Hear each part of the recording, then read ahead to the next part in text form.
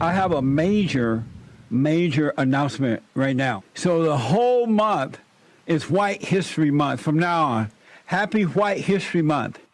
It's White History Month.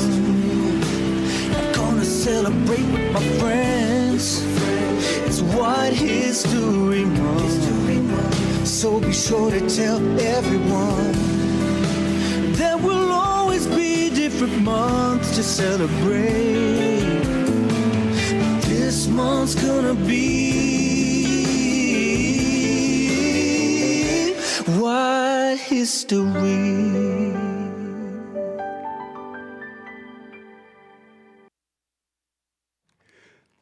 Uniting the races with truth instead of dividing them with lies. We're also rebuilding the family by rebuilding the man. I'm Jesse Lee Peterson.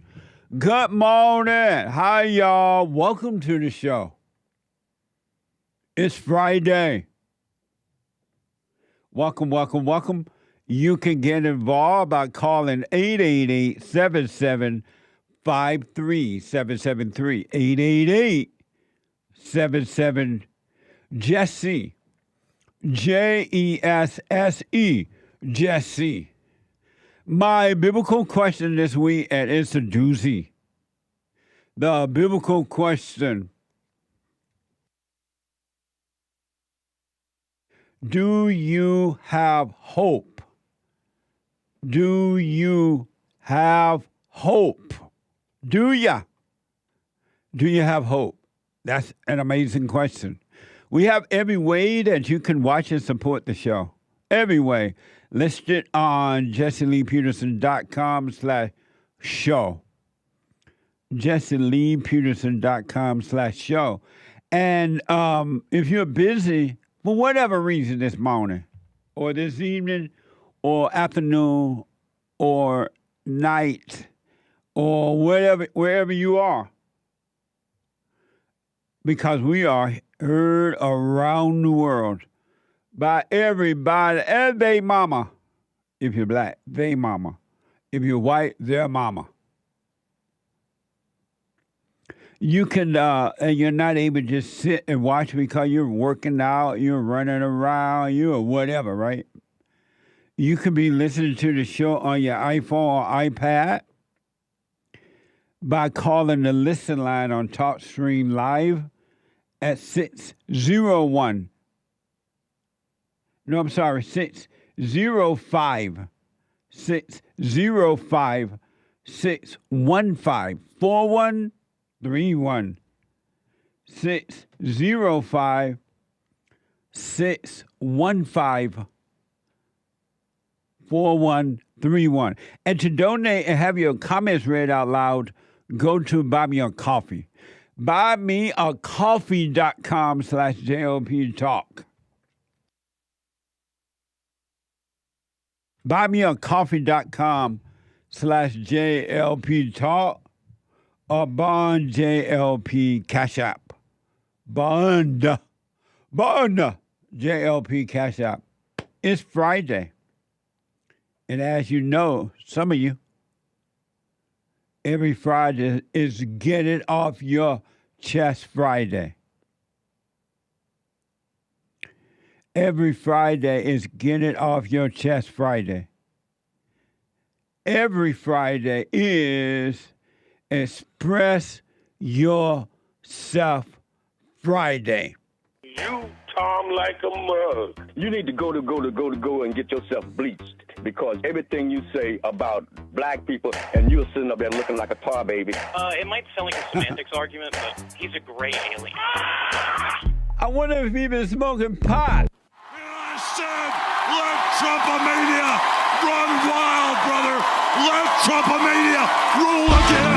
Let Trumpomania make America great again. New footage has emerged revealing just how close Donald Trump came to death.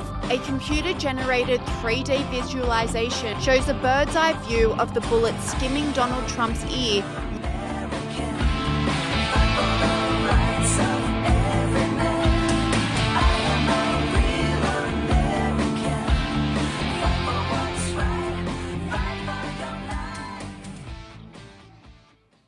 Nice. Amazing.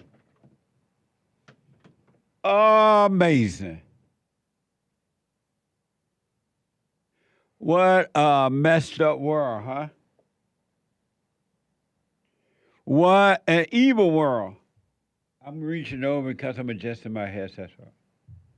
What an evil world that we live in. My America is gone. We officially live in a socialist society. It is done. It's over. It's done. Now you just have to go for the ride. Amazing, huh? Last night was the last night for the Republican National Committee conference, and in Milwaukee, in the hood. Of all the places to have a conference, they had it in the hood. What the? I guess they did it for the black vote. Put your life on the line for a vote. No dope, but the vote. And I did not see the president's speech last night. I've seen soundbite this morning, but I did not see last night. I saw a little portion of one speaker, I think, maybe two, but I didn't see it because last night we had the Women's Forum at Bonn. The Women's Forum is every third Thursday night of the month, and they messed up by having it on the third Thursday night of the month, so I didn't get a chance to see it. I hear that the president's speech, Donald Trump's speech, was amazing. They say it was a little long, but it was amazing, I hear. And I already know pretty much what he wants to do to make America safe again, to make America great again. 'Cause I already know, and so I don't really feel I missed anything. But they say it went long, an hour or so, and that's fine. Ain't got nothing else to do.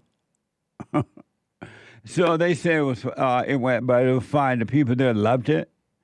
At the event, they were motivated by it. They loved it.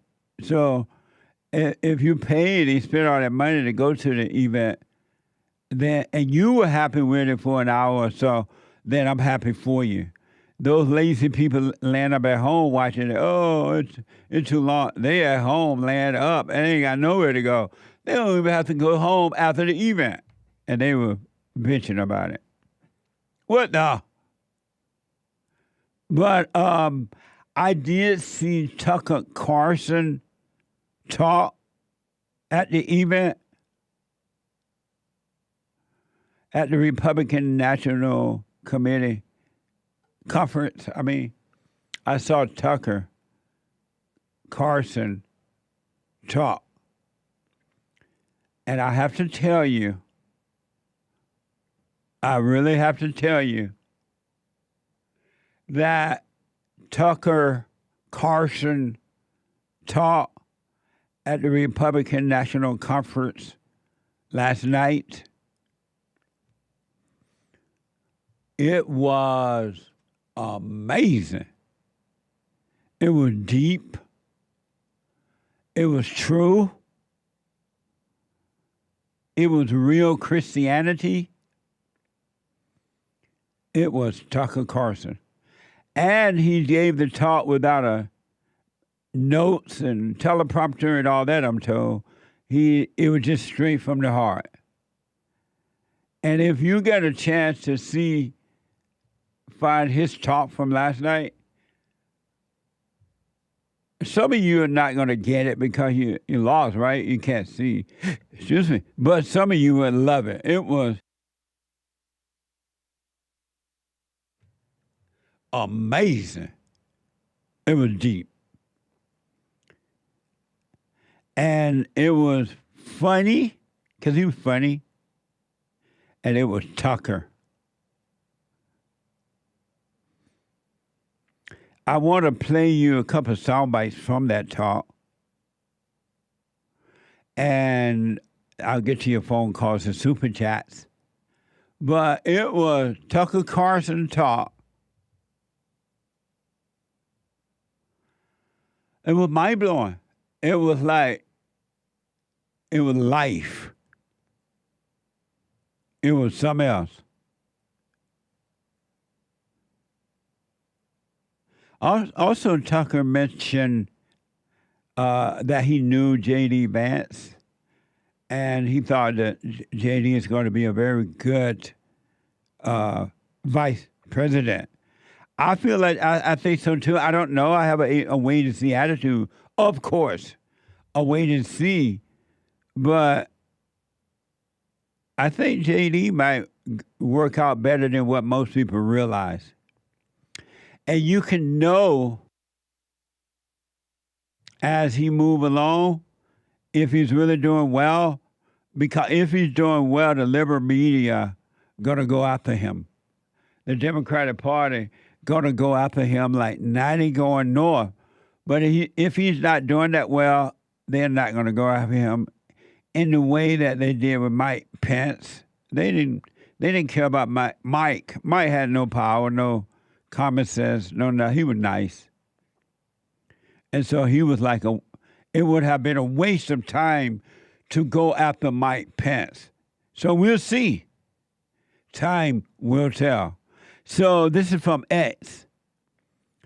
Team Trump posted, no notes, no teleprompter, straight from the heart. Tucker Carlson. Watch this first soundbite from X. Tucker on the Trump shooting. I watched the video of what happened in Butler, Pennsylvania about 50 times. I think I was one of about 8 billion people around the world who watched it. And the more I watched it, the more it struck me that everything was different after that moment. Everything. And this convention is different. The nation is different. The world is different. Donald Trump is different. When he stood up after being shot in the face, bloodied, and put his hand up, I thought at that moment, that was a transformation. This was no longer a man. Well, I think it was divine intervention. But the effect that it had on Donald Trump, he was no longer just a political party's nominee or a former president or a future president. This was the leader of a nation. And I think there's a difference. Amazing. This was the leader of a nation.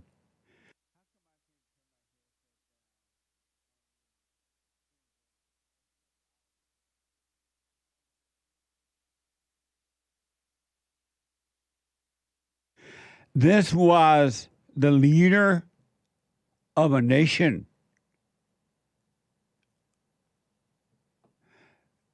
That's special. That's deep. Amazing, huh? And here's where Tucker Carlson said that a leader, and this is amazing too, really, really amazing. A leader is not a title. Watch this. But if you think about it, the presidency comes with great power, obviously. But if you think about it, that is a title. In the end, it does not confer by itself, as no title does, legitimacy. Just because you call yourself the president doesn't mean that much inherently. Being a leader is very different. It's not a title. Yeah. It's organic. You can't name someone a leader. A leader is the bravest man. That's who the leader is. That is true in all human organizations. This is a law of nature. And in that moment, Donald Trump, months before the presidential election, became the leader of this nation. Amazing. That is so true. It's like we had a discussion once in the Sunday Fellowship at Bonn, and we were talking about a hero. What is a hero? And is there such a thing as a hero? And we talked about how hero is just something that somebody call you. And if they don't like you, they'll stop calling you a hero, and you're no longer a hero. Just because they call you a hero doesn't make you a hero. It's just a made-up word. And those people who make you a hero can also, if you believe in them and what they're saying, they can make you a zero. Especially if they get mad at you or don't like something about you or whatever, you're no longer their hero. And in America today, everything that's wrong is being called a hero. Oh, he saved a dog from drowning. He's a hero. He did this and he did that. He's a hero. If a firefighter go into a building that's on fire and he save a person in that building, everybody call him a hero. I'm like, how's he a hero? He got paid. That's his job. He was trained to go into that building and save the life if he could. How is that a hero? Would he have done the same thing if he was not trained and being paid to go into the building? Human beings are dumb and emotional. I get so emotional, baby, every time I look at you. They'll make you a hero. If you fall for it, you go on a high or trip. And then when they take it away from you, and they will, all of a sudden you're on the low. You're upset. You're lost again. I thought I was a hero. Look at Joe Biden. They call him a president. Is he really a president? Is he really a president now? Come on. But that's what they call him. Tucker mentioned that you can put the hero title or presidential title on a mannequin or dead body, and you can call it president. It was an amazing talk. You're going to love it when you see the whole thing as well. And here's where Tucker taught Tucker on love and God. This is mind-blowing deep. This is like, you should be shouting in the pulpit. Watch this. Antifa came to my house. The Democratic Party's militia, okay? I was at work. It was obvious when I was at work because it was public. My wife was home alone. They tried to come in through the front door. They terrorized her. She hid in our pantry. It was on television. It was horrible, actually. It was, I'm not whining about it. I wasn't getting shot in the face, but it wrecked our day. The next morning, we're lying in bed, and the phone rings for my wife, and it's Donald Trump. She picks it up. Hello? Susie, it's Donald Trump. And the first thing he says is, I'm going to stand guard outside your house.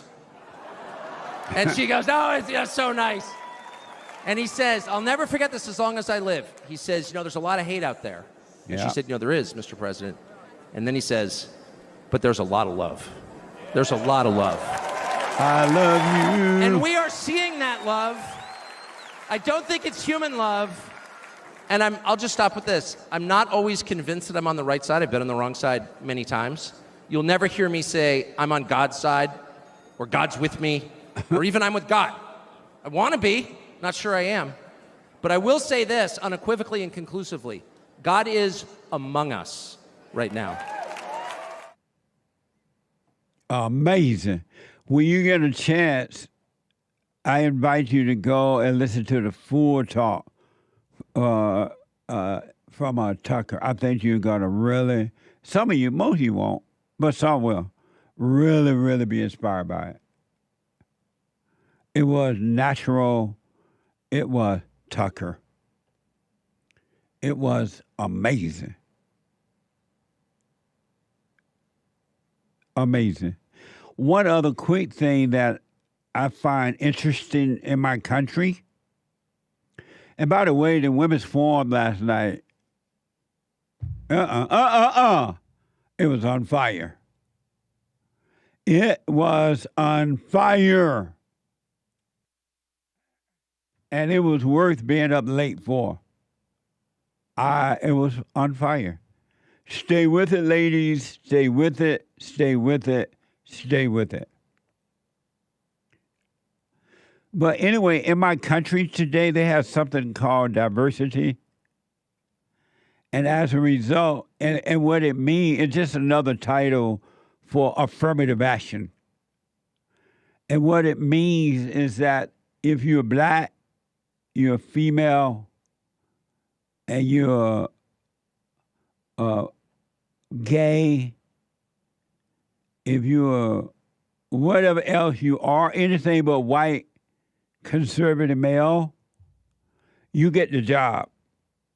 Even though you're not qualified, even though it could help put people's lives on the line, even though services is going way down because the people are not qualified, they are implementing this stupid idea, which is evil, by the way, the idea of diversity, the idea of affirmative action, reparations and all that.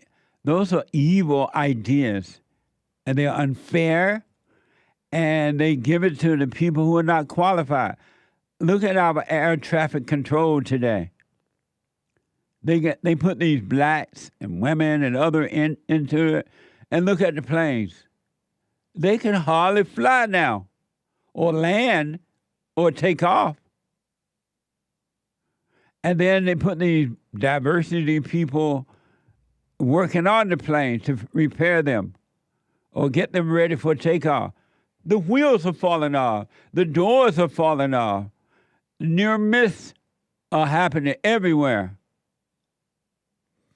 I remember there was a guy out of Arizona when we first announced last year, I guess, give or take, that they're putting these blacks in the air traffic control who are not qualified. They're just there because they're black. And watch how things are just going to go to hell in a handbasket. And I think this guy black too. He was saying, "Oh no, that's not true. That's not true. This is that. This is that." Throwing out phony statistics that he made up in his head. And I'm like, no, you see, it's going to get worse. And lo and behold.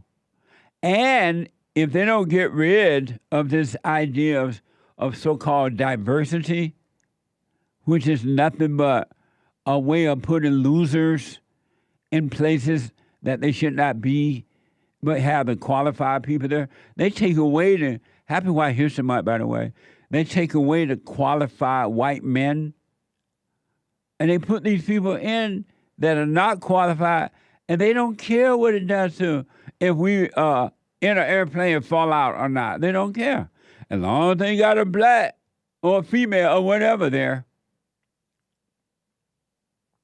Well, apparently they are doing the same thing in the Secret Service.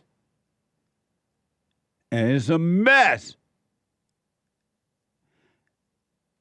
in that department now. I don't even know if we need a Secret Service. What the?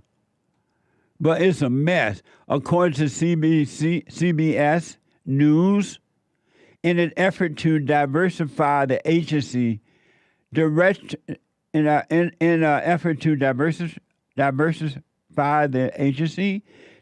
Kimberly Cheatle aimed to have 30% female recruit by 2030. Now you know it's over. Goodbye, Secret Services. And the devil worked through these people, and the devil tells them, the ones that are supposed to be making these kind of decisions, put in the blacks, put in the unqualified person, put them there so you can make sure you destroy that network, you destroy that country. Because everybody knows it's not going to work. These people are unqualified. Look at the military. I would not put my dog in the military. I would allow my dog to go to the military if I had one. The military is so bad now, and it ran by a black man.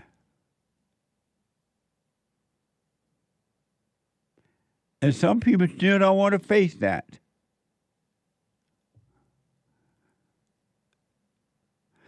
CBS is mornings is reporting on a little bit more about this woman, Kimberly Cheatle, whatever her name is. Here's a little bit about her. What is it? Cheeto. It sounds like Cheetos chips. Here's a little bit about her background from CBS. The 28-year veteran was on the team that evacuated Vice President Dick Cheney on 9/11, and she served on then Vice President Biden's protective detail. He named her director in mid-2022. Amid a swirl of controversy over the agency deleting nearly all of its text messages from January 6th. The agency says that was due to a data migration. System migrations happen, but I think for a lot of Americans, it just doesn't pass the smell test, given the timing and the volume of messages deleted. Well, it's unfortunate that that would be the assumption that people would make. Our integrity is everything, and there was nothing nefarious attached to that. Amazing. Now, do you believe me when I say that if you wanted to destroy a family, the children, the husband, the cat, the dog, the grass, put the woman in charge?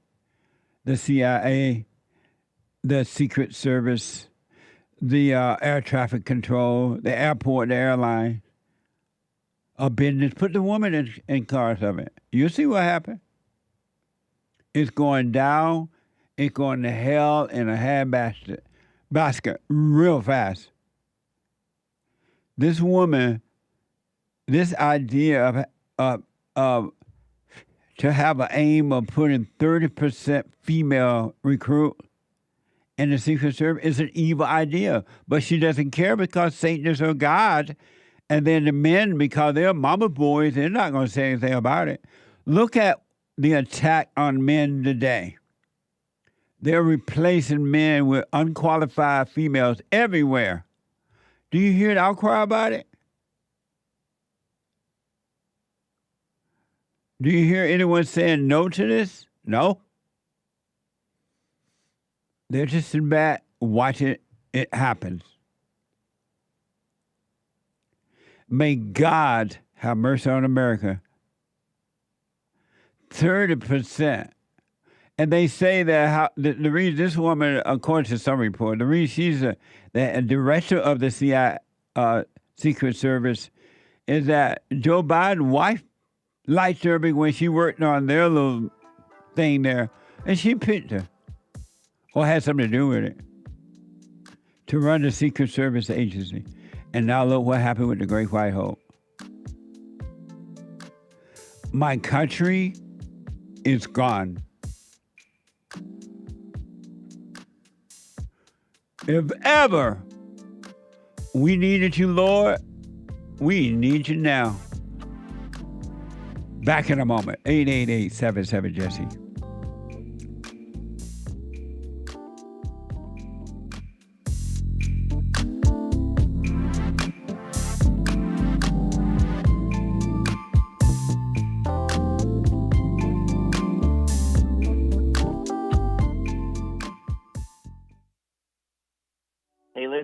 Before I ask my question, I want to thank you so much. The silent prayer. You know, I'm 50 years old. At home, we have a 16-year-old, 14-year-old, and a 10-year-old. And I got to tell you, introducing the silent prayer to my family, instead of just sitting down and saying the same old prayer over and over again before we eat our meal, to just be silent, bringing all thoughts into captivity. Brother, that has been such a huge, huge blessing in our lives. I just want to encourage anyone to try that out. It's amazing to look around after we've done our silent prayer before we eat, to see the excitement in my kids' faces, like, oh yeah, Dad, I had a bunch today. Or the other one will be like, yeah, you know, I had a couple things that I've been thinking about. It really takes root, Jesse, and so I want to thank you so much. And ever since then, it's been absolutely amazing. So thank you so much. You're welcome, Tony. Stay with it, stay with it, stay with it. You're going to know God and His love. It's going to be amazing, man.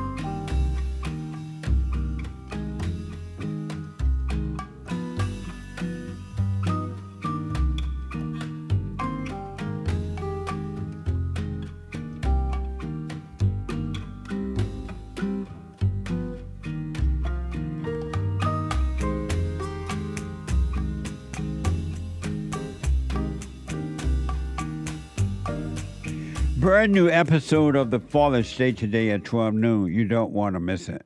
It was fun. It was interesting. It was amazing. I had an amazing conversation with John Farley, Farley, John Farley. And John is the younger brother of the actor, comedian, Chris Farley. John is a comedian. He's an actor. And he looked like his brother. When I walked in to go on the stage there to interview him, to discuss with him, it looked just like Chris. I'm like, what the? I thought you were dead. Watch this. Next time on The Fallen State. I'm the youngest of the Farley clan. We get skinnier as we get younger. Are you the head of your wife? If I'm the head, she's the neck. She turns the head left or right. Does she obey you? That's funny. What the? Oh, you love your anger? You know, sometimes I like to bottle it up deep down inside me and explode it out at inappropriate times. I gotta put you on the hot seat. Oh my God, there's sweat coming off my man boobs. I'm terrified for my wife to see this. But you have not learned from your misery. I had a blast trying to.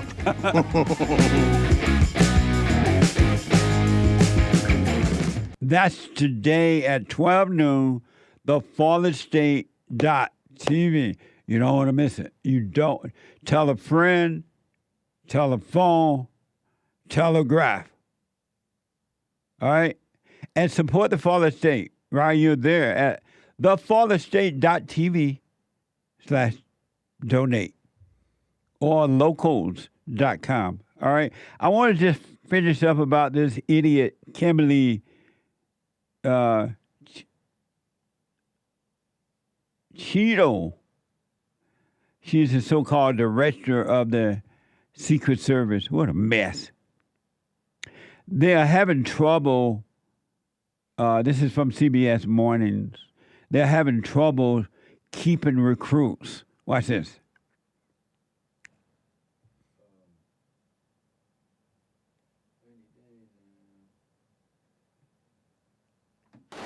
Another challenge, recruitment and retention, something all law enforcement is struggling with. But the Secret Service's departure rate was 48% last year, due in part to the high demands of the job.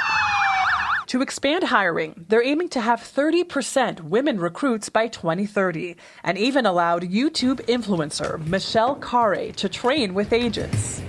But I'm very conscious as I sit in this chair now of making sure that we need to attract diverse candidates and ensure that we are developing and giving opportunities to everybody in our workforce, and particularly women.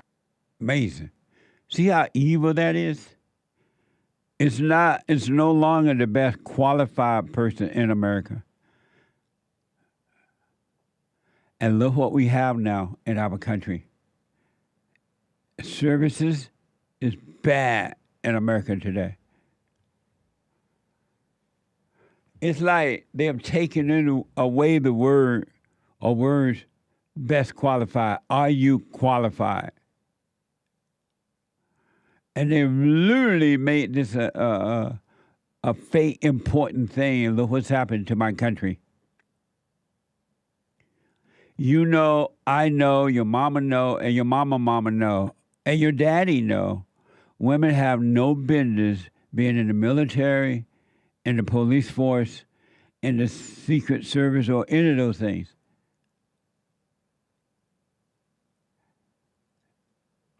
That's why recruiting is down, because they're not taking the best qualified person, especially if it's a white person, white male.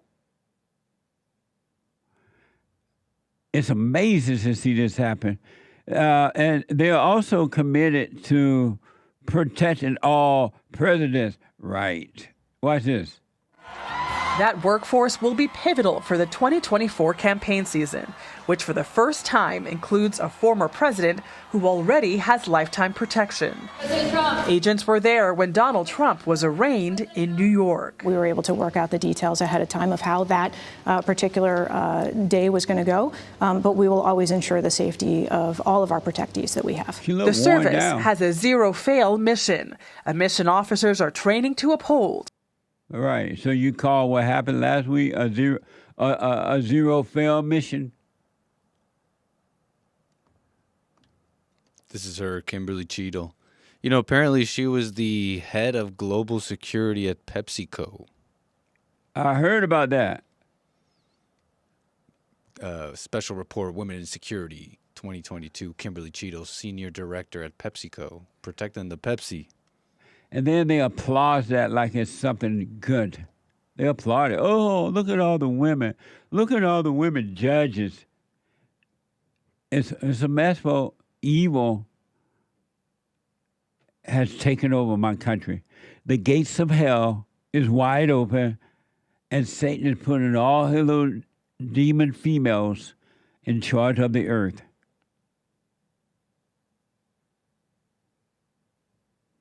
As Nick just mentioned, this female was the head of global security at PepsiCo at one time. Biden appointed her in 2022 after giving her an award for exceptional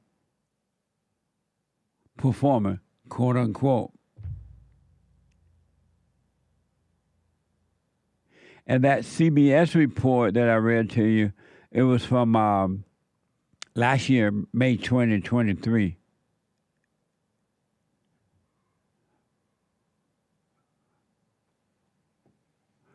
And the Trump botched. This happened last week, 2024.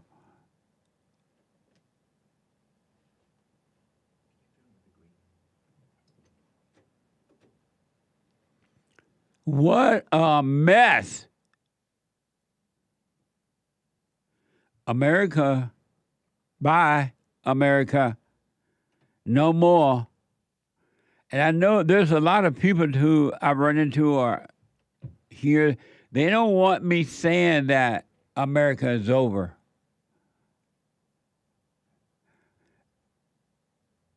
But if you don't see that it is over, if there was a possibility of bringing it back, which is not,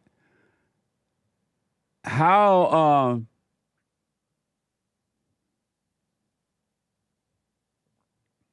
will it come back?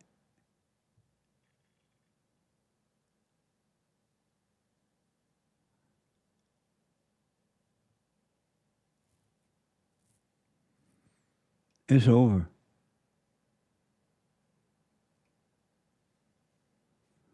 This fake thing called inclusive diversity is a made-up thing from hell.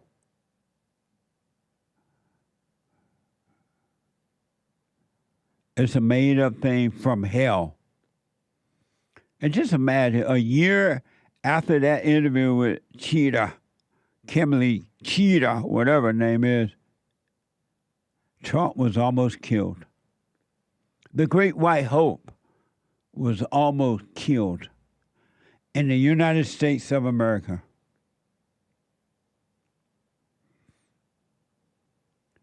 I just never, growing up, I just never imagined that this could happen to my country. It just seemed like it was possible.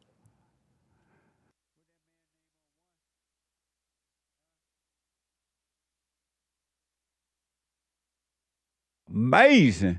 Let me go to the busy phone. It's Get It Off Your Chest Friday. 888-7753-773. Let me go to first-time caller out of Texas, Idris. Idris, welcome to the show. You're on the air. Jesse, what's going on, brother? All is well. I've been trying to get a hold of you for 2 weeks. I was out in L.A. for a hot minute.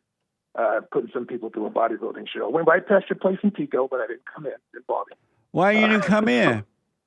Well, because I was a professional bodybuilder. I did a lot of stuff, and I was like, you know what?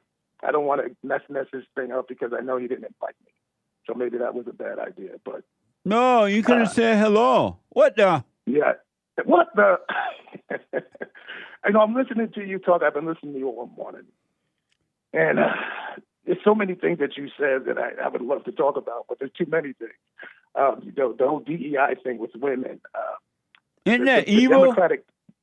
Well, here's the thing. This is my opinion. I think that women in general, I told my wife when I met her, when I first met her, I said, listen, if you and I have a relationship, you need to understand something. You will never, ever run this relationship, ever.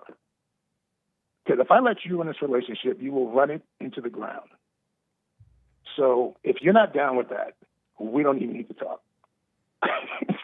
And she's my wife now, so you know what happened. Nice. And the reason I say that is this. First of all, let me give you a little background. I grew up in the Bronx. I actually grew up a Muslim. My father was Muslim, and my mother was Christian. I'm sorry to hear that. What a mess. Actually, I'm not. I'm not. Why not? Because I got to see both sides. Both sides of Most what? people don't get to see both sides. I got to see how Muslims think. I got to see how Christians think. Are you a Christian now or a Muslim? Let me go back a little bit. I grew up with Malcolm X's family. So are you a Christian now or a Muslim? I've been baptized. I was baptized in 2012.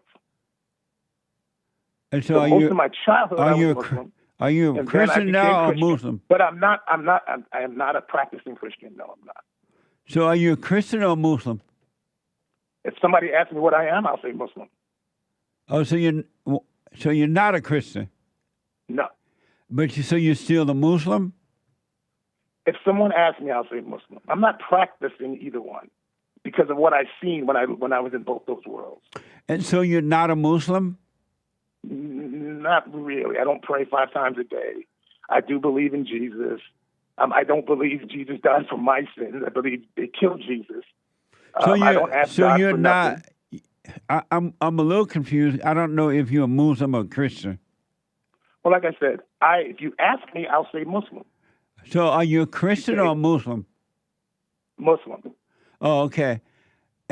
But yet you're not a Muslim. I don't practice it. I don't pray 5 times a day. So why would you say you're a Muslim if you're not a Muslim? Because most of my life, that's what when I pray to Allah. When I thought about, even though I don't pray for things, I pray for others. I believe God gave me everything I need. And so why would you say you're a Muslim if you're not a Muslim? Because I believe in God. But why would you say you? But you said that you're not a Muslim. But if someone asks us, you say that you are a Muslim. No. I said I'm not a practicing Muslim. And so, can you be a Muslim without being a practice, whatever that is, Muslim? I don't know. I don't know. So why would you say that if you don't know for sure? Because that's just how I identify myself. Oh. Someone asks. That's all. And that's my point. It's like I know where I listen to. I listen to people who are Muslims, the people who are Christians. Why did you choose to be Why did you choose to stay a Muslim rather than becoming a Christian when Christianity is the best religion on this side of heaven? Oh, because I don't look at it that way. Why did you decide to stay a Muslim and not become a Christian when Christianity is the best religion? I don't look at it as the best religion. Why not? Because I think religion, I personally believe when it comes to religion, it's a belief system. It's what you believe to be, right? You read a Bible, you see things in the Bible. I've seen so many Christians look for, I think too much fakeness in Christians. But you can't base Christianity on the Christian. That's not how. I know, but that's not how you're right. Because you're right. If you base it on the Christian, you have to do the same thing with the Muslims. I see because way more fake Christians. do you base Islam on the Muslims? I don't like. I just like a lot of stuff that Muslims do. I'm sorry? I said I disagree with a lot of stuff that I see in the Islamic faith. So then, why didn't you take on the best religion, which is Christianity, rather than the Muslim religion? Because it doesn't change me either way. What does that mean? I'm the same whether I call myself a Christian or a Muslim. I still. So why did you take on the Muslim religion then? I mean the Christian religion. Because of my father. That's why you didn't take it? No, I take on the Muslim religion because of my father. My father was a big deal to me. But you're grown though. Why didn't you take the one you wanted as a grown man? Let me finish. My father represented in a way that I thought was amazing. How he treated my mother, how he raised us. How my mother was, not so much. Cheated on my father. Did things behind my father's back. So when I look at those two religions, from a child coming up, I'm like, okay, this man was always an honorable man, always a good man. No such thing as a good man. Huh? No such thing as a good man. Well, whatever, but I still looked at him that way. When you're a child, that's how you look. When I grow up, I'm like, okay, there's nothing that my father did that I think was a bad thing to do in life. Nothing. And so as an adult man, you took on, you decided to be a Muslim because of your father. Why did you make your own decision? My mother, however, grew up in a Christian home. Why did you make your own decision? I'm telling you. But your reasons for are not valid. No, they're not valid. Your life is based on someone else's life and their decision. And when I'm asking you as a grown adult man, why didn't you become a Christian since it's the best religion on this side of heaven? Because I don't think it is. Why not? For the same reason I don't think Muslim is the best religion. So then why did you take on being a Muslim then? I grew because that's how I was raised. So you did it because of the way you were raised. It wasn't your decision. No, it wasn't. No. Well, so why don't you make your own decision as an adult man, as a grown man who is married? Why don't you make your own decision about religion?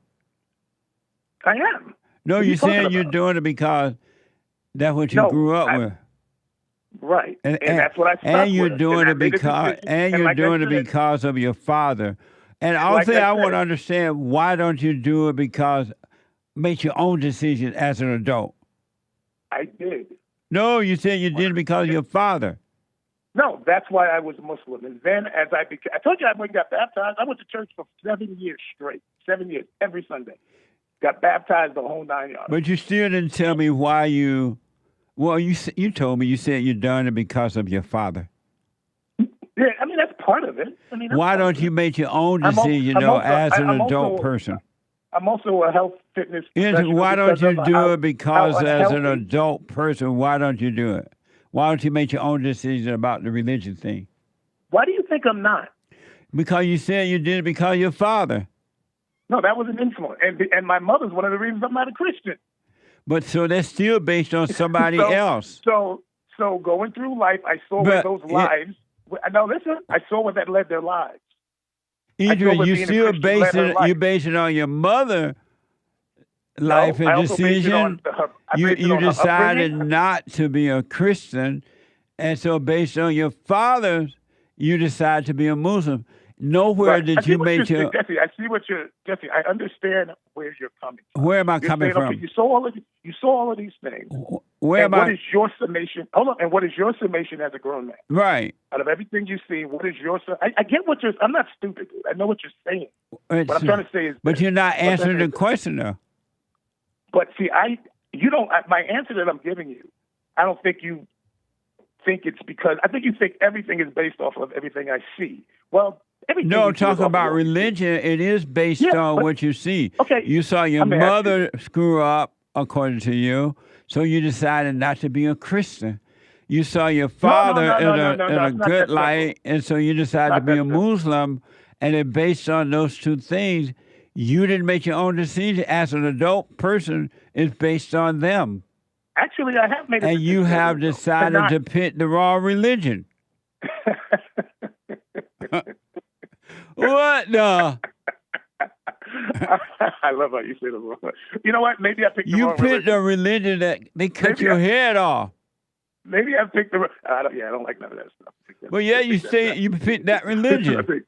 I think that's pretty ridiculous. But still, you picked that religion. Yeah, well, you know, some stuff in the Bible ain't so hot either. but the culture, though, yeah, there's a definite. I agree with you. There's a definite issue with the culture. So I told you that Christianity is the best religion, but you picked the religion that cut your head off. I definitely have a problem with how they treat gays, how they treat women. I hear you. So why did you pick that religion? Well, you did it because of your father. You didn't make your own decision. No, I hear you. No, but I conduct my life in a very good way. Not like that. Yes, I do. I ain't cut nobody's head off. I don't do anybody wrong, actually. But I'd rather talk about the Democratic Party and how black people need to stop messing around with them. That's what I'd rather talk to you. Okay, go ahead. Because I think that the black community, and from growing up talking to Betty Shabazz, Malcolm X's widow, and listening to her speak, and she was like, blacks, you agree with this, blacks used to be the conscience of America. No, that's not true. Betty was lying. We used to remind America of what's right and wrong. And now no, that's not true, man. What the? What do you think? What do you think? About what? What blacks represented in the 60s and the 50s? They were, for the most part, not all, but most were men and women of God, and they loved everybody, and they were not blaming anyone. They had no leaders. God led their lives. The parents guided the children, and they had love, which they don't have now. Well, I think the devil took over the Democratic Party. No, the blacks did. No, I think the devil, because when I watch them now on TV, Joy Bear and The Pew, I hear nothing but devil talk. Oh, man. Thank you, Bernie. I got to take a break. 888-77-JESSE. Back in a moment, 2 more hours to go. When I come back, your phone calls and super chat. I have books that are amazing. Highly recommend you get them. 7 Guaranteed Steps to Spiritual, Family, and Financial Success Guide.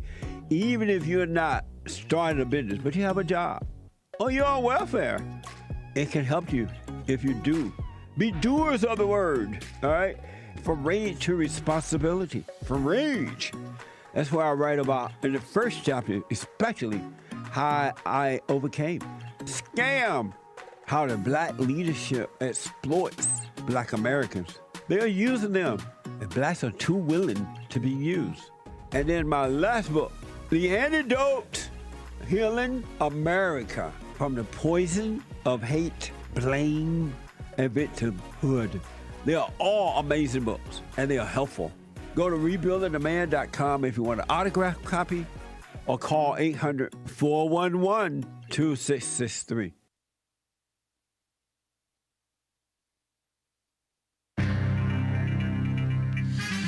A whole lot of mess going on in the world. This is the end of hour 1 of the Jesse Lee Peterson Show.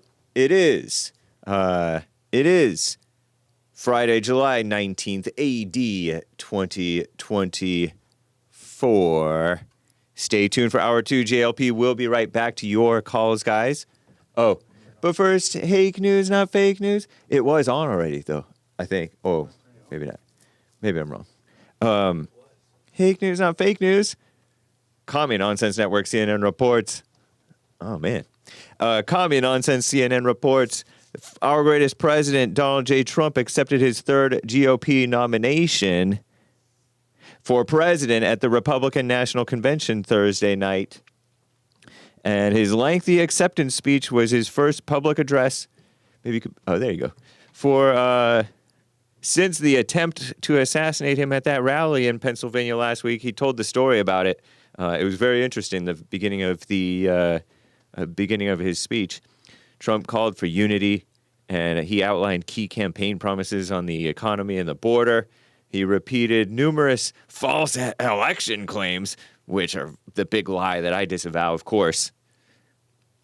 Elsewhere, as crooked Joe Biden remains in Delaware after testing positive for the China virus, he is growing increasingly isolated from many parts of the Demon Rat Party. Many senior-ranking White House, black on the inside, White House and campaign officials privately believe he must abandon his campaign for a second term and soon. What a mess. And cyber outages. Flights around the world were grounded today after a global computer outage. Global.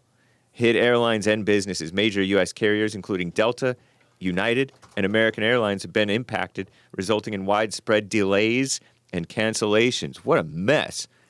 The outage appears to stem at least partly from a software update issued by cybersecurity firm CrowdStrike. Experts tell CNN that, anyway. The firm said that the issue that caused the airlines to ground flights was not a security incident or a cyber attack, and a fix has been deployed. Bank and telecom companies in Australia and New Zealand have also been affected. This is wild. Israel's hospitals and health services were facing a computer malfunction, according to authorities. What a mess. What a mess. Ukraine aid, very important. Germany plans to cut in half their military aid to Ukraine next year, despite concerns that U.S. support for Kiev could diminish if Republican candidate, our greatest president, Donald J. Trump, returns to the White House to make it white on the inside again. This comes as Germany's military stocks, already run down by decades of underinvestment, have been further depleted by arms supplies to Kiev, wasting it so that they can get wasted, physically speaking, not like drunk. Germany hopes that Ukraine will be able to meet the bulk of their military needs with the $50 billion in loans from the proceeds of frozen Russian assets approved by the Group of Seven, whatever that is, and funds earmarked for armaments will not be used fully. At the same time, many people in Europe are looking at Trump's VP pick, Senator JD Vance of Ohio, with anxiety. JD Vance opposes military aid for Ukraine, and he warned that Europe will have to rely less on the United States to defend the continent should the GOP regain control of the White House. Nice. Take care of yourselves, lame-o Europeans. Shout out to the Europeans. And Olympic security final preparations underway for the 2024 Paris Olympics. Summer Olympics are coming up, set to kick off in a week. French officials ramping up security measures as the capital, in the capital, Paris, run by a woman, by the way, as the Olympic Village begins to welcome the first athletes into their housing facilities. On Thursday, however, a police officer was attacked and injured in central Paris, sparking alarm ahead of millions of tourist arrivals. A lot of terror attacks have happened in Paris over the last 10-plus years. It's a mess. The attack occurred in the 8th arrondissement, known for iconic sites, including Champs-Élysées. Second violent incident with French security after a soldier was stabbed on Monday in Paris. I'm James Ake.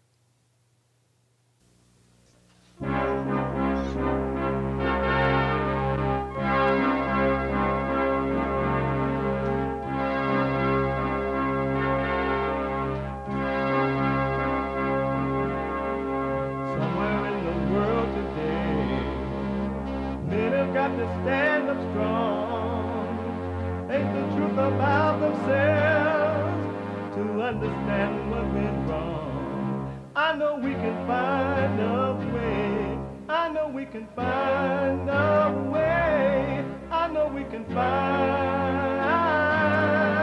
a way to stand up, stand up.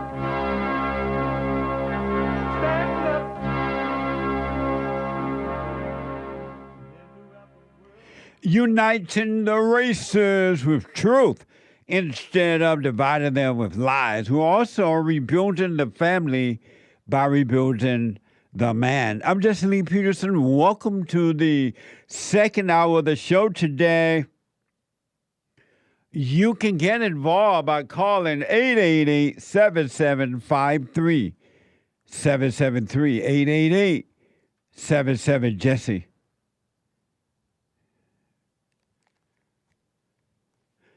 my biblical question for this week. And it's a doozy. Do you have hope? Do you have hope? Do ya have hope? Interesting responses to this question as well. You can listen to the show on your iPhone or iPad. You can also podcast all the shows. But if you're busy doing something else and you just can't sit and watch the show, you know you're going to watch it later. You could be listening while you're doing whatever it is you're doing. By calling the listen line on your iPhone or iPad on Talk Stream Live at 605-615. That's 605-615-4131. 605. Let me go a little slower for the old people. 605. 615-4131. And to donate and have your comments read out loud, and we're going to get to your super chats. To donate and have your comments read out loud, go to Buy Me a Coffee. BuyMeACoffee.com/JLP Talk. BuyMeACoffee.com/JLP Talk. Or Bond JLP Cash App. Bond JLP Cash App. Bond JLP Cash App. Amazing. It's Friday. It's Get It Off Your Chest Day.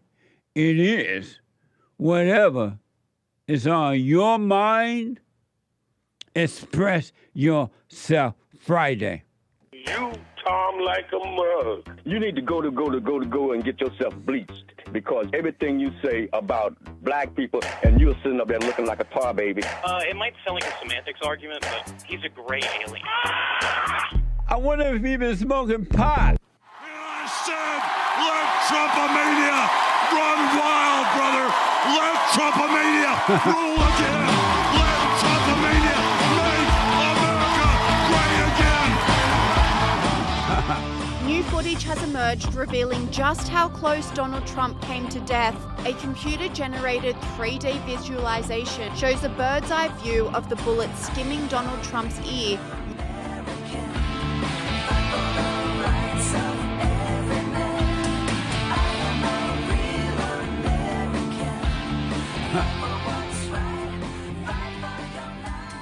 Amazing. Nick, what were those other assignment things? Huh? What were those other little things? What was that? What were those things in the middle of the other show? A whole bunch of different American stuff. Oh, you're talking about the little clips? Yeah. Yeah, Mark Zuckerberg. No, space but it had a little, like, you know how Trump had the patch on the ear? Yeah. Well, that's for that reason?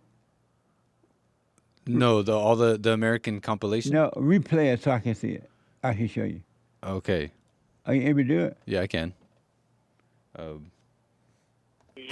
Tom, like a mug. You need to go. I could probably skip all this though, huh? Yeah. And No, you're talking about the slow-mo of the shot? No, the little red thing that popped up, the little blue thing. Okay, we're gonna get right to it. Okay. Not this, right? No. Not this.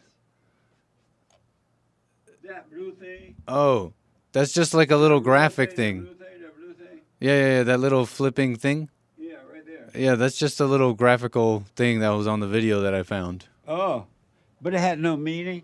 No, I think it's just to show movement or something in the video. When I see those old videos like that, it brings back memories. And I know it's just a thought, but it brings back memories of when America was really, really amazing. It was, and you never thought that America would go from that, which was perfect, to totally imperfect. You just never thought one day all those good things would be gone and nothing but bad in America. That's crazy to me.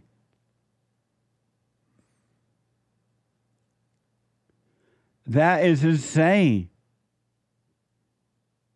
One quick thing I want to show you before I go to the callers here, and we talked in the first hour about how they are changing the language in America. They got something called diversity in Secret Service and everywhere in America going to hell in a handbasket.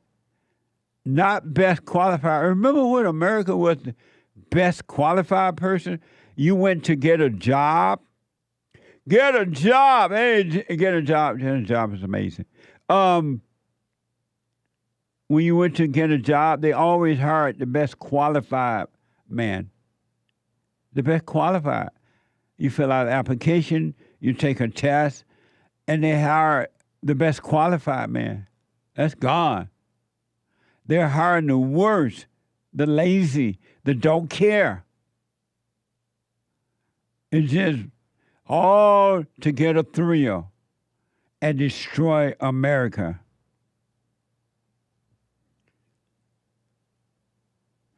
And they're changing the language. We talked about the Secret Service, how they're doing it over there.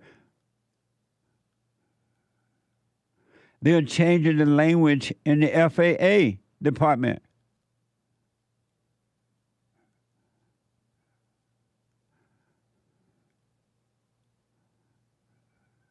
I'm being told that Get a Job has done 100 Jesse Lee Peterson Savage Moments compilation.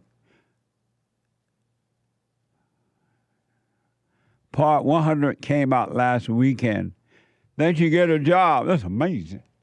What the? But they changing the language over there. That's what they did with so-called racist. They made up that word. It used to be love everyone, love your brother, love your neighbor as yourself. The blacks used to be that way. And then they changed it to racism. And now they're all the way down to diversity, inclusiveness. Why do the Democrats think that blacks are into abortions? I noticed that whenever they talk about abortion, they present the blacks everywhere. Like the black people are really into abortions. But I'm back. I want to go show you a quick example of changing the language in the FAA. This is from Ford's 2023 at a Senate Commerce Committee. At a Senate Commerce Committee hearing, Senator JD Vance, the VP. Tucker mentioned JD Vance. He said he knew him, and he believed that he's going to be a good president. And before I knew Tucker knew him or supported him in this way, I think JD going to do all right. I never know. Always wait and see. I have a way to see, but I think, and I have a way to see, I think you're going to be proud of JD Vance. And I think that if President Trump get in, after President Trump, JD Vance will be the next president. After Trump. But anyway, this is from Ford, 2023, at a Senate Commerce Committee hearing.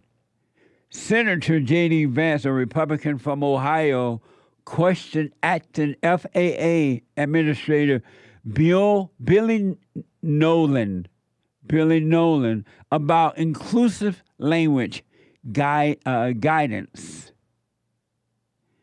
I want you to watch this clip. Nolan gave a long answer to whether airmen and unmanned aircraft send a message that only men belong in the airspace.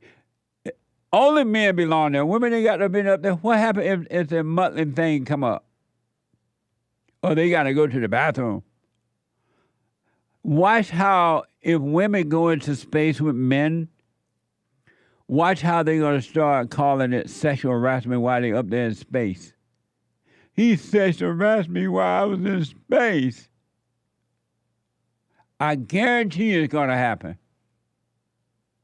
It happened everywhere else.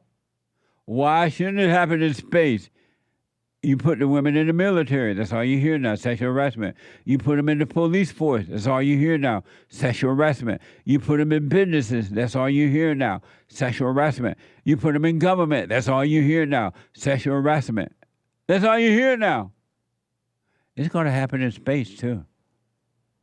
But anyway, here's where Nolan give a long answer to whether airmen and unmanned aircraft send a message that only men belong in aerospace. Watch this.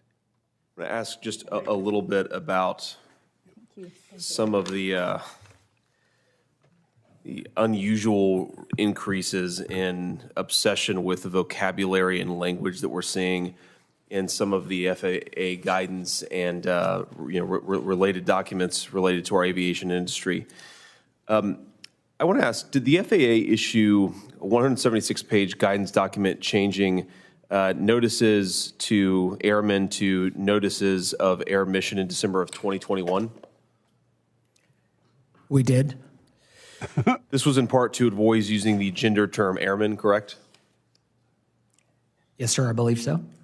Isn't that crazy? On November 10th, 2021, the FAA held an inclusive language summit. Are you familiar with this effort?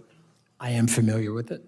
During the summit, which had a solicitation published in the Federal Register, Deputy Administrator Mims stated that when we use terms like airmen or unmanned aircraft, sorry, I'm laughing because this has to be a joke, we're sending a message that only men belong in the aerospace community. Do you agree with that statement? Well, Senator, what I could say is that having been a pilot for 42 years. And seeing the evolution of our aerospace industry. I started out in helicopters and have flown as a captain in big jetliners. Not everyone is a pilot today. We have drones, we have spaceships, spacecraft, I'm sorry. And so...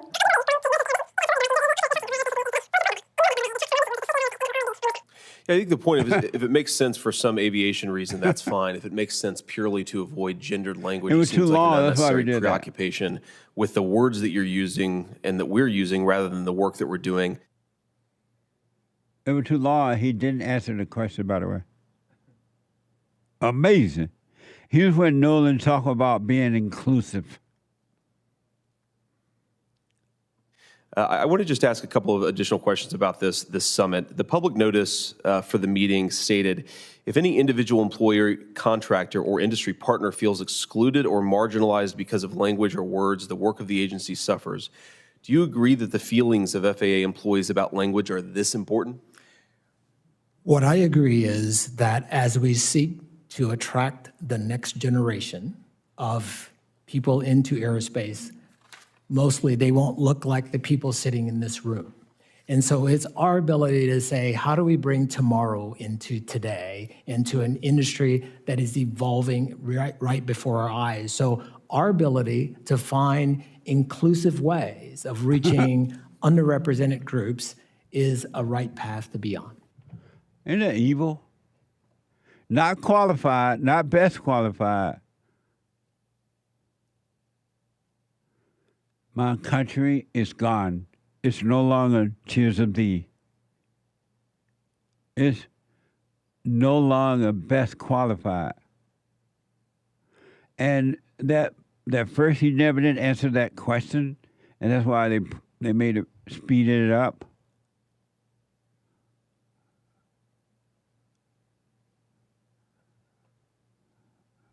Isn't it amazing?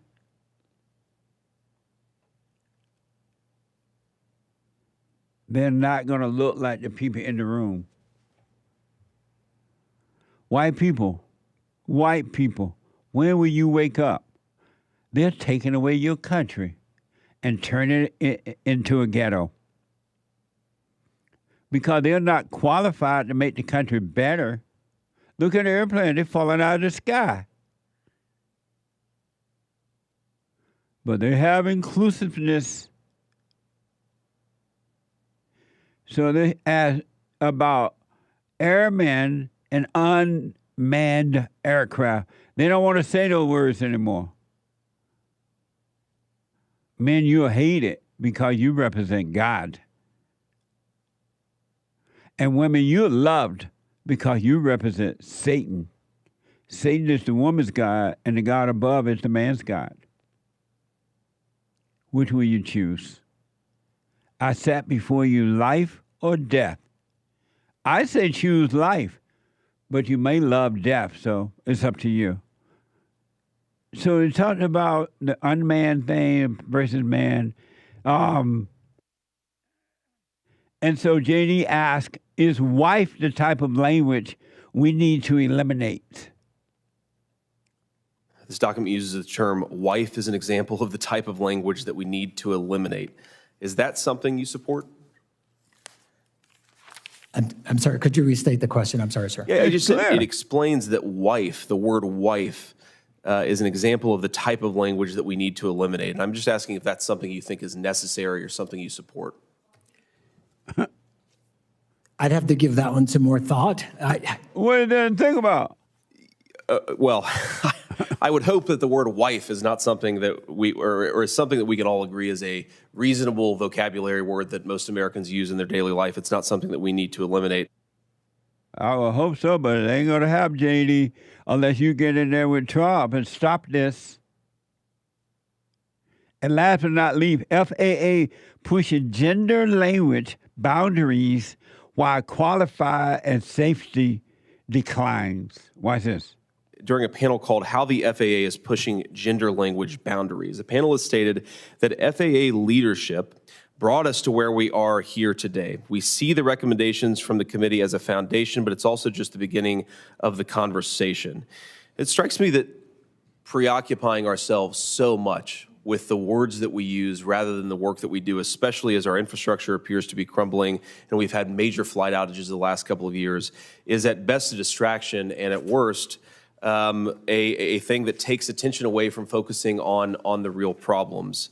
I worry if there's a pilot who is offended by the word wife or the word cockpit, maybe that person shouldn't be a pilot. That's right. So rather than kowtowing to people who are fragile, maybe we should actually say, if you're so worried about the words that we are using, you shouldn't be flying, multi-ton metal engines through the sky.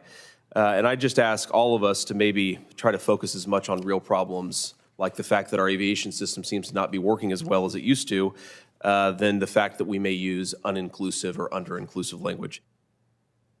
Amen. Do you realize that while the Democrats are in control, since they got control the last 3 years or so, that the Republican Party did nothing to stop them at all, period. The only thing they did was to hold stupid meetings saying that they were going after Biden and his son. Yeah, that's all the Republicans did, and they didn't even succeed at that, which is not the primary problem in America. Maybe if President Trump get in, maybe along with JD, maybe that'll change. We will see. 888-7753-773. Let me go to a first-time caller out of Wisconsin. Candace. Candace, welcome to the show. You're on the air. Hello. So first off, I started watching you back in 2020 when all the crazy riot stuff happened because I'm from Kenosha where Jacob Blake was shot and then Kyle Rittenhouse, all that stuff happened. Yes. So I started listening to you and I'm like, all these logical people, I would have considered myself totally a lefty.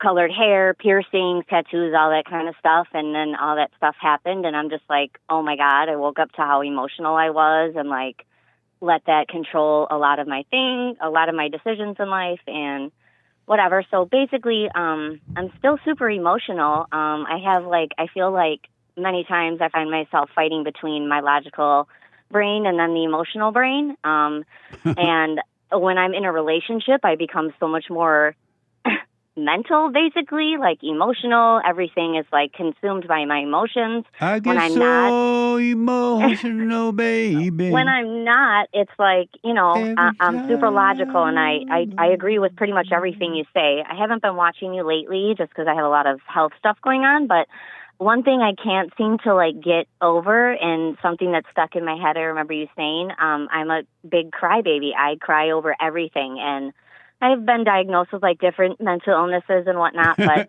I'm just curious what your spiritual opinion is, because like even just because I remember you saying that like women who cry are manipulators, and I'm super emotional. I can be by myself watching a commercial and I start crying. Like I cry over everything. I don't know why. I'm like everything. Like, of course, when got home from work on Saturday and seen what happened with Trump, I was immediately crying, bawling my eyes out, because I'm like, oh my God, what is happening? Every time I turn around, I'm like, I feel like everyone's losing their minds. And I'm like, I try to like stay home and not go out and do stuff much, because I'm like, every time I turn around, I feel like I just don't relate to people anymore. I'm such an overthinker that like every time, I don't know, every time I turn around, I'm dealing with these people that don't even think to the next step.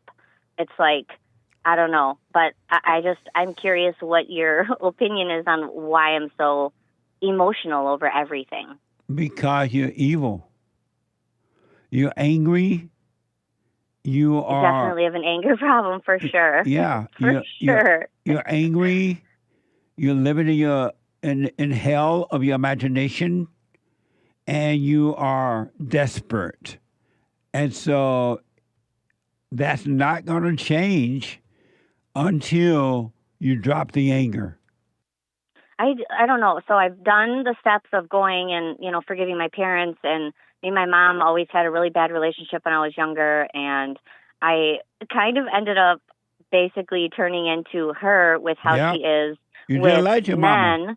And I used to resent her, and now just over the past few years, people with everything going on with COVID and just everything, and so many people passing away around me, I don't know. I feel like I find myself being super forgiving to people and accepting that like there's no people such make thing mistakes. as super forgiving. Really? Why don't you drop the anger? I don't know. Like I don't know how. I guess I get super emotional and upset, and then after I lash out, I feel horribly guilty and ashamed of my behavior because I don't want to be like that. And why But do in you the moment, why do you love those thrills of being angry, of crying, of feeling guilty? Why do you love those thrills? I know, and I find myself asking all the time, why? And I don't care. I used to be in therapy, but I feel like with the environment, everything, I don't trust going to a therapist now. I feel like they're manipulators too. So no, I'm not. You have kids? I have a daughter that's 17, and I'm about to be 40 in a couple weeks. So you screw your daughter up too? I absolutely. She turned into a mini me as well, and her father's not around either. He took off to Las Vegas and started a new family there. And I, tried to, she has a good relationship with her dad's side of the family still, because they all still live here. But I don't know. I intentionally didn't get into any other relationships because I don't want to be emotional, and I have talks with her all the time about that's not normal. So don't I try to communicate with her to get her to understand that being emotional like this is that's not normal. Emotions are not necessary, and emotions are evil.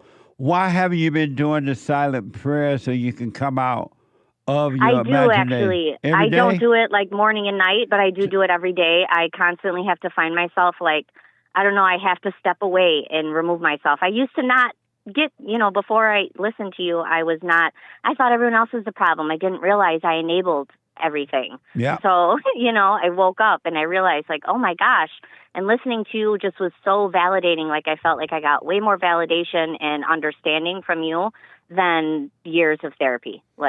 Yeah.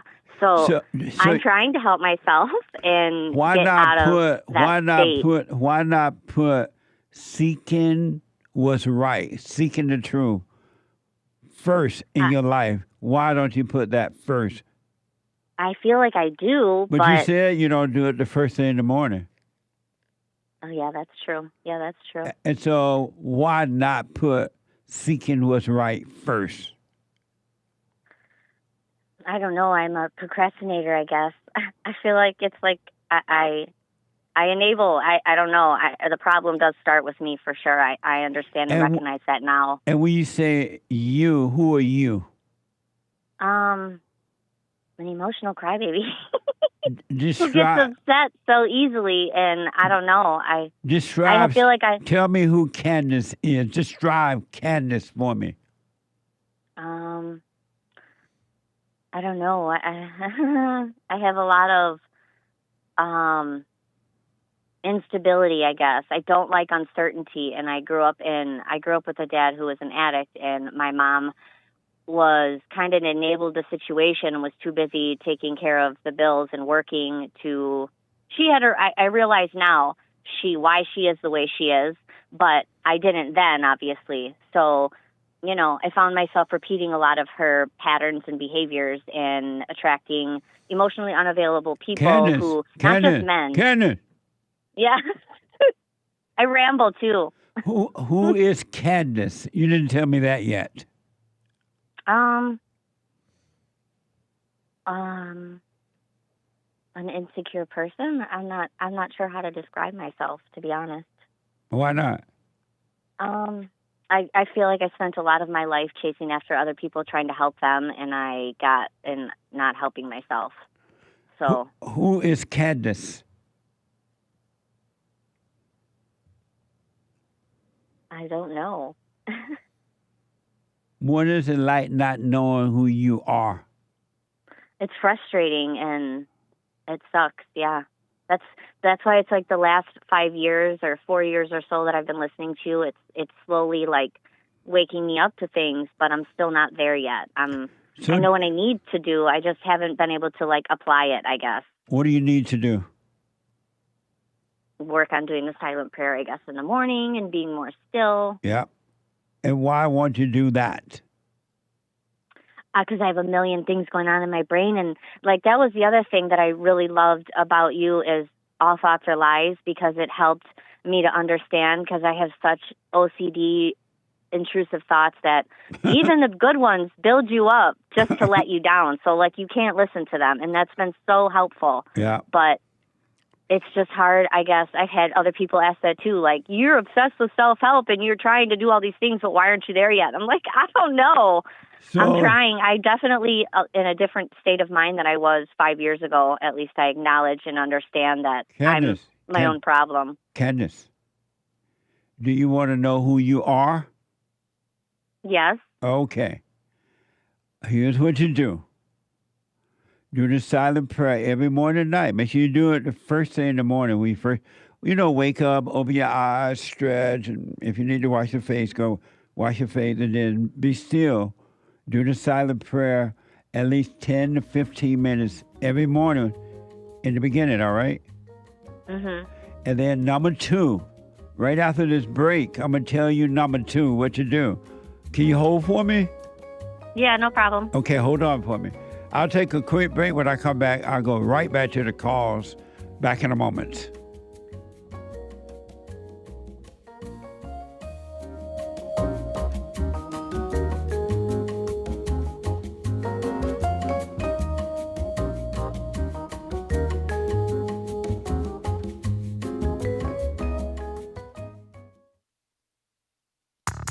I recommend you get a copy of my book, From Rage to Responsibility. I write about how the spirit of anger was taken away from me 29 years ago. I forgave my mother who tried to turn me away from my father, and I returned to my father, and through him, my father on earth, and through him I was able to return to God. No man or woman can return to God unless you go through the Son. And men are sons of God. There may be weak, pathetic examples of it, but it's the spiritual order of life. God in Christ, Christ in man, man over woman, and woman over children. So get From Rage to Responsibility. I write about that. Go to my website, rebuildingtheman.com, for an autographed copy, or call 800-411-BOND. And donate to my nonprofit, Bond, the Brotherhood Organization of a New Destiny. We are rebuilding the family by rebuilding the man.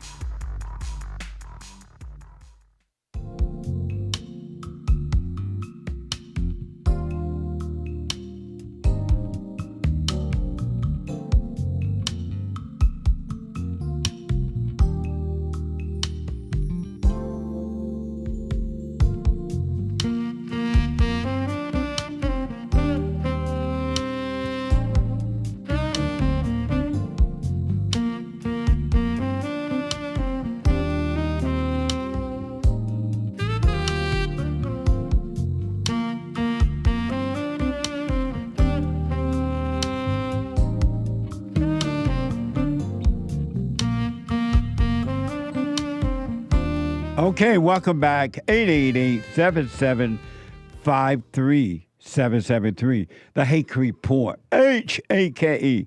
The Hake Report is coming up at the top of this hour. No, not the top of this hour. At 9 a.m.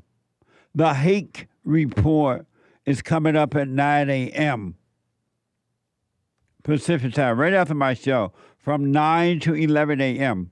And then after the Hake Report, a brand new episode of the FallenState.tv. It's gonna look, you're gonna love it. It's amazing. At 12 noon Pacific time.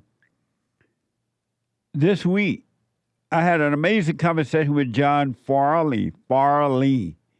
He is a comedian, actor, and the younger brother of legendary Hollywood star Chris Farley. Watch this. Next time on The Fallen State. I'm the youngest of the Farley clan. We get skinnier as we get younger. Are you the head of your wife? If I'm the head, she's the neck. She turns the head left or right. Does she obey you? That's funny. What the? Oh, you love your anger? You know, sometimes I like to bottle it up deep down inside me and explode it out at inappropriate times. I gotta put you on the hot seat. Oh my God, there's sweat coming off my man boobs. I'm terrified for my wife to see this. But you have not learned from your misery. I had a blast trying to.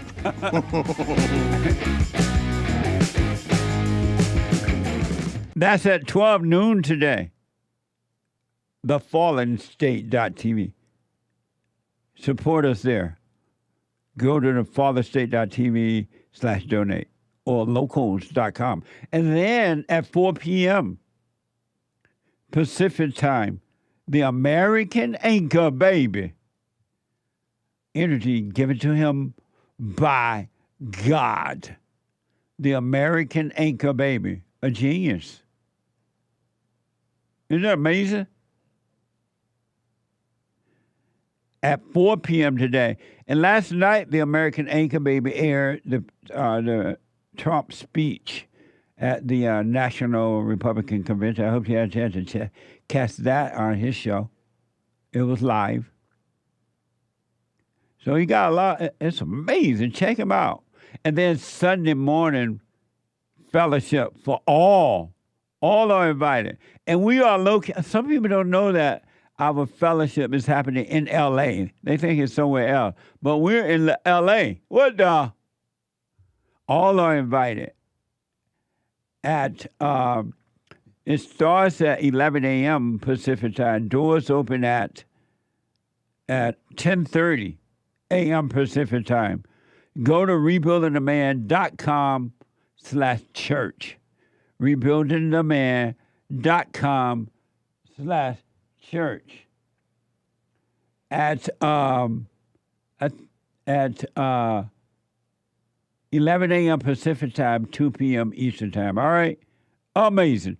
Let me go quickly back to Candace. I'm going to try to get in as many calls as possible. It's Open Line Friday. And we're going to get to your Super Chats. Candace. Yep. So I'm going to tell you how to discover you. Okay. All right? Number one, you must put seeking the kingdom first. You cannot put anyone or anything or anyone or anyhow before that. So you must get up every morning, do the silent prayer, and then start your day.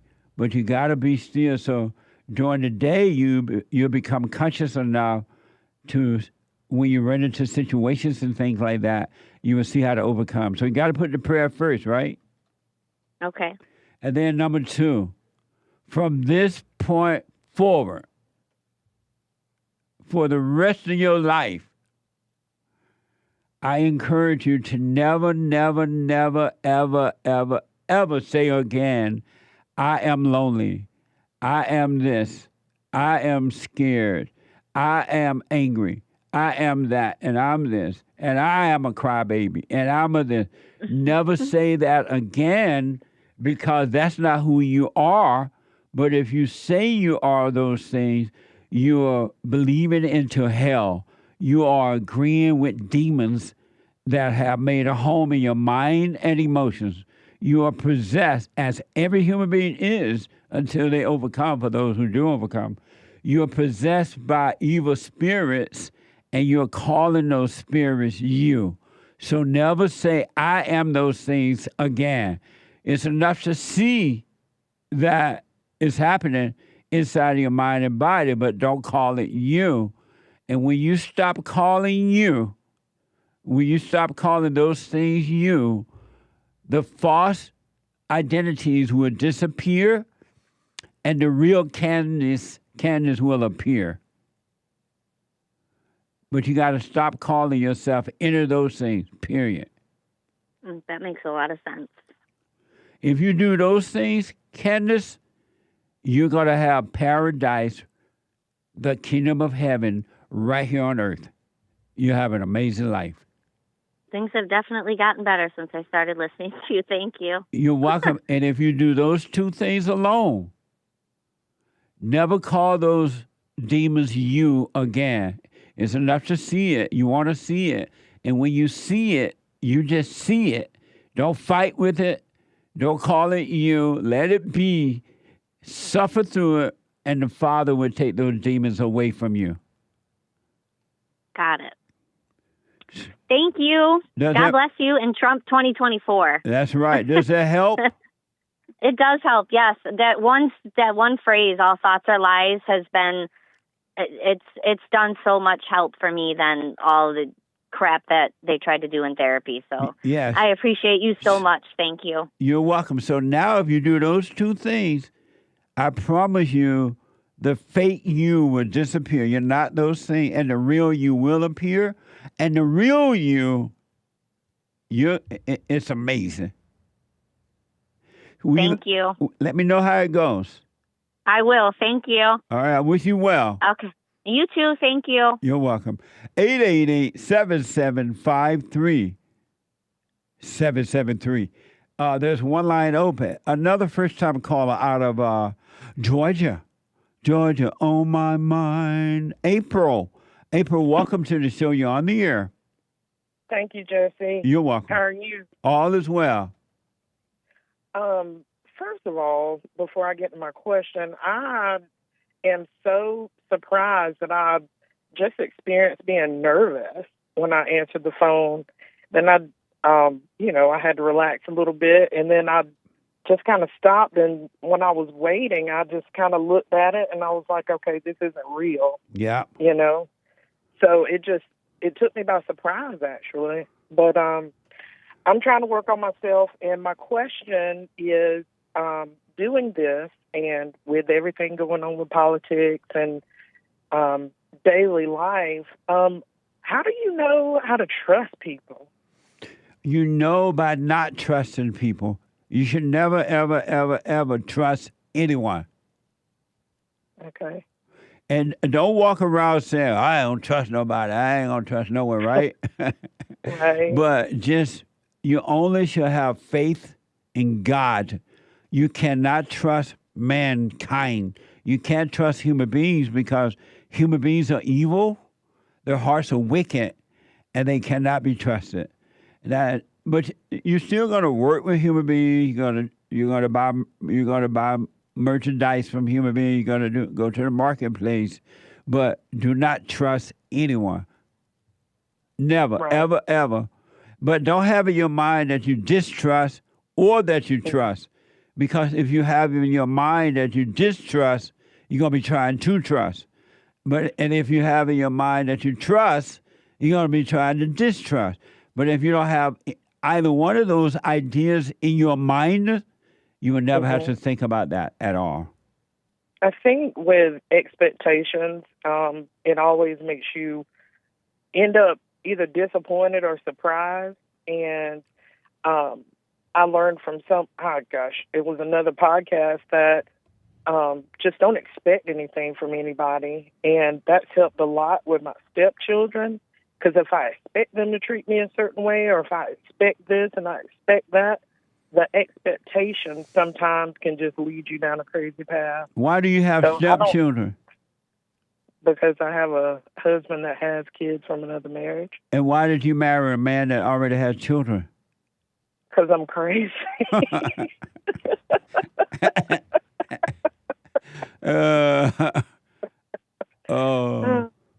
What a well, mess. the youngest is going to college. They're gone now. They gone. There you go. So don't trust anyone. God said you cannot trust. Do not trust human beings. Okay. And you'll have an amazing life.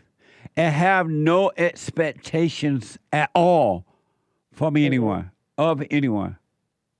Mm-hmm. Okay. Just live your life with no ideas, with no plans, with no expectations. Do you have time for one more thing? Yes. Okay. Also, my husband is white. I'm black. He white. And I remember a couple of days ago you were saying something about how we're trying to get away from the other parent when we marry outside of our race. And yes. There was something in me that initially I was like, I don't know about that. But then I thought about it, and it's true. If you think about it, a big public example would be the vice president. He said his mom was like on drugs and all this and that, and then his wife is the complete opposite looking at her, not necessarily saying she's the same person. And I can kind of relate with that because my mom kept me, I wouldn't say physically away from my father, but it was more of a mind game kind of thing. Oh, well, you can call him if you want to. Yeah. But I still had that allegiance to her that I didn't do it. And I think that she was glad that I didn't do it, and I didn't want to spend time with him. So dating and growing up, I don't even know if I ever dated a black guy, to be completely honest with you. Wow. Yeah. But I found you through him, and we're both working on ourselves. I had to take my eyes off of him, and, we're just living. So. And so what part of Georgia you live in? I'm in Vidalia, Georgia. You heard of Vidalia Onion? No, I've not heard of that part. Well, it's southeast Georgia. Oh, okay. So you married to a Klansman? No, he's actually from Kansas. Oh, I was about to say, do you have a hood? No. Oh, white, no, I'm playing. No. So have you gone and forgiven your mother? That is not happened yet. Why not? It's happening soon. Oh, I just haven't seen her yet, but I'm going to go see her. So you haven't spoken to her since hearing me? Yeah. And since you have spoken to her, why do you forgive her then? I thought that I had to do it face to face. Oh, I see. Yeah, it's best face to face. Are you able to FaceTime with her? Yeah. Do FaceTime so you can get that behind you. Okay. I just thought I had to physically be there. We're not that far away from each other. It's like an hour. Oh, okay. And well, you need to forgive her so you can God can forgive you and take away that spirit of anger away. Mm-hmm. And then you'll be on your way to dying from the ego, from the thoughts and feelings. Let me ask: have you forgiven your father? On his deathbed, I did. Oh, okay, nice. Yeah. Well, stay with the silent prayer and stay watching, and take your eyes off your husband and let him just work on himself. You work on yourself, and I guarantee you, if you should do those things, April, you're going to have a marriage that will last until death do you part. Amazing. Amazing. Thank you. All right. Thank you. And call me again. Absolutely. All right. Bye now.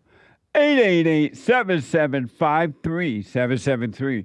Let me go to Oscar out of Washington.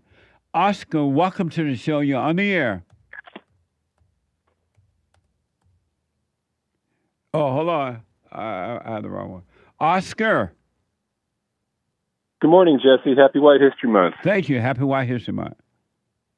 I'm calling. I called you back on the 1st of February, so it's been about 6 months almost. It was the morning after my wife of like 11 years just told me one evening she didn't want to be married to me anymore. Okay. Walked out, just left me in a terrible place, and you gave me a lot of good advice that day, and I told you I'd call you back for an update, and that's what I'm doing, and I just wanted to ask you a question too. Basically, we were married for 11 years. I met her. I had 3 kids already who were 8, 6, and 2 years old when we got together, and she raised them as a stepmom for nearly 11 years. They loved her just like a mother. And about 3 years ago, I started listening to you, and I started working on my anger, and I started silent praying morning and night. And she referenced that the night she left, she was acting strange. She told me, I just don't want to be with you anymore. I fell out of love with you. And I'm all out of love. I'm so lost without you. Go ahead. That's the same song you sang to me when I called you the first time. Nice. Yeah, and it's crazy because it's been 6 months and she's barely reached out to the kids. She's never called them. She wrote them a letter. She lives with her father. And I've been working on myself, just trying to stay present. But my question for you is just, I seem like every day I've struggled with thinking about how she's doing still, and I'm worried about her, and I'm trying to focus on myself and better myself. And I still silent pray morning and night, and I watch the thoughts. But as I go through the day, I'm living in the future constantly. I'm not living in the present. I'm always thinking, our anniversary came and went. I didn't reach out to her. I stayed in no contact. Her birthday came and went. I got divorce papers delivered to me at work. She had a crush on a guy who's 2 years older than our oldest son at her job when she left. And so she emotionally cheated on me. I don't think she ever did anything with him. She said she didn't. Whether that's true or not, it doesn't really matter now because she's filed for a divorce. But I still think about her way too much and worry how she's doing. And I don't know how to focus on myself. Your biblical question made me call you because do I have hope? And it's like, I do have hope. And I think that having hope is not being present, because if you're hoping for something, it's something that hasn't happened yet. So you're kind of living in the future. You're thinking of, I want something to happen a certain way, or I don't want something to happen a certain way. And so I have this hope that someday she'll get some mental health help, or she'll find God and take care of herself. And I don't think that we're ever going to get back together. It's too far past that, especially after betraying me and just abandoning the kids the way she did. But my question to you is, I'm still praying morning and night. I just don't know I'm having such a hard time with staying present. I look to all these outside sources of trying to talk to friends and family and explain what's going on and get their opinion. And when I talked to you, you said, if you told me we never loved each other. It was all hate. It was, and I did make her my God. That's one of the things that you said, and I totally believe you. I put her on a pedestal. We spent all our time together. It was just, it felt wonderful. We had sex all the time. It was always just a wonderful, loving thing. We wrote love letters to each other for 10 years every day. And then all of a sudden for her to do that, it was like she had a mental break or something. And I'm living in the past and in the future, and I'm not living in the present. Yeah. And when I'm silent praying, I'm present. And your question for me is what? Just what can I do to stop dwelling on how she's doing and focus on myself? It's like I feel like it feels selfish to me to just think about myself, but I know that that's what I need to do because I want to move forward. It's been 6 months, and it's like I should be already you said give her the finger and let her go. Don't take her back, but I'm stuck, and I don't want to be stuck. And I'm not stuck when I'm praying. It's just all the times between morning and night during the day when all my mental energy is spent thinking about this nonsense. I'm stuck on you. I got a feeling deep down in my soul, I just can't lose. Number one, you say you worry about her. I do. I worry about how she's. Why do you think she's getting? Why do you think you're worried about her? It's because I want something out of it. I think if she's doing okay, that means she'll never want to reach out to me. She's demonized me to all my friends and my family. I've heard from people that I were good friends with for years who have just stopped talking to me completely. And I mean, I put this woman on a pedestal. I never mistreated her. I never raised my voice, my hand to her. And I've got people who were friends with me for years who've talked to her since this happened who don't even want to talk to me anymore. And one of the things I've done is listen to a lot of your Bond Church videos. And you had one called Let the World Betray You, which really helped me because it does feel like the world has betrayed me. I'm losing my house that I was renting from a good friend because they spoke to her and she filled their head full of nonsense to avoid responsibility for what she did. She demonized me, and they believed it. Well, let me just say, you're not worried about her. It's all about you. I believe you. Yeah, when you say you're not worried about her. You're worried about you, pretending to be worried about her. When you say that, and I'm not surprised that she called and tried to build an army against you. That's what evil people do. When they turn on you, they will go, even your own mama will build an army against you because evil people cannot stand alone and they have to build an army. And then I'm not surprised that those people that she called about you have turned on you because they were never your friends anyway. And so you should be glad to see all these things so you can come out of your illusion that you have friends. You have never had friends. There's no such thing as a friend. And a friend is just another word that you build around false illusions around. Are you able to hold on for me, Oscar? Absolutely. Hold on. Back in a moment. One more hour to go. And I have to admit, thanks to God, it is the best counseling service on this side of heaven. I counsel with men and women, families, individuals around the world. Most people are unhappy, they're miserable, they have rough lives, they're depressed, suicidal, young and old, of all races. I understand, I know why, and I do understand it. Because exactly what's happening in me is happening with everybody outside of me, inside of them. And I've noticed that with those who really, really, really want to understand, they overcome it just like that, out of one counseling session.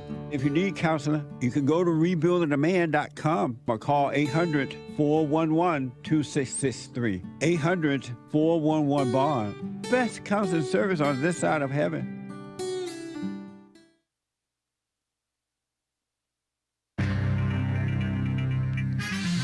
A whole lot of mess going on in the world. This is the end of hour 2 of the Jesse Lee Peterson Show.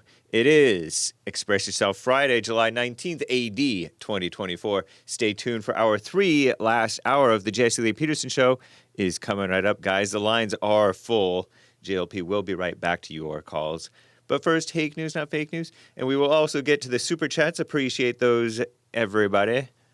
buymeacoffee.com/JLP Talk, or just go to jesseleepeterson.com/show and find all the ways to watch, listen, podcast, call in, call the listen line, and support, donate to Bond, or give a super chat and get your comments right on air. It's cool. Commie Nonsense Network CNN reports on a mess going on in the world. 5 activists of the evil Just Stop Oil environmentalist campaign were sentenced to years in prison, based for blocking a major London highway back in 2022. Got to clamp down on these suckers.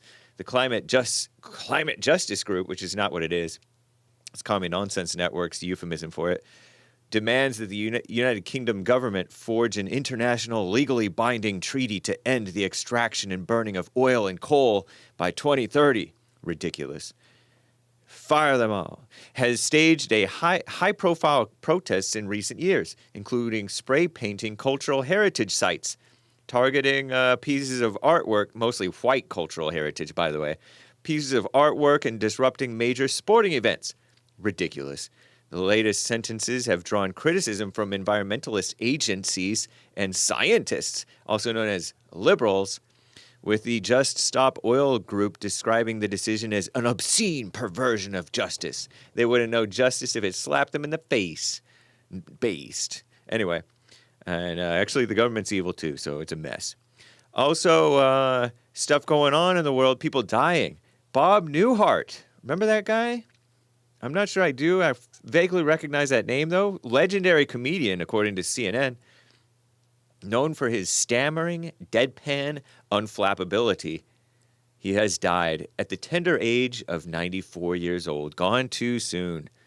Newhart found success in various projects. He remains best known, according to CNN, for the television series The Bob Newhart Show, which ran from 1972 to 1978, before many of you, probably most of you, were born. And also Newhart, 1982 to 1990. And Lou Dobbs. Lou Dobbs died. Did you hear that? The veteran news anchor and so-called conservative political commentator, pretty conservative. He died on Thursday. He was the tender age of 78. That's really too soon. Lou Dobbs spent more than 2 decades at CNN. He was a founder. I mean, he was with CNN from the beginning in 1980. He joined at its inception in 1980, and he anchored the program Moneyline. And then he went to Fox News from 2011 to 2021, something like that. I didn't realize that he'd already retired. He was one of Donald J. Trump's most vocal supporters in the media, by the way. According to Commie Nonsense Network, listen to this. Dobbs spent the latter part of his career echoing misinformation on behalf of our greatest president. They call it the former president. So right on, Lou Dobbs. I disavow his misinformation for the sake of the channels, of course. Nice. So rest in peace to Lou Dobbs. Wow. And listen to this. This is ridiculous. A complete history of America must include everyone's story. Yeah, right. That's never going to happen. Chuck Sams said that. He's director of the National Park Service. Sounds like a liberal, right? He said the word include, communist buzzword, after designating Blackwell School in Marfa, Texas, M-A-R-F-A, Texas, as the newest site of the U.S. National Park System. They're just land grabbing everywhere, huh?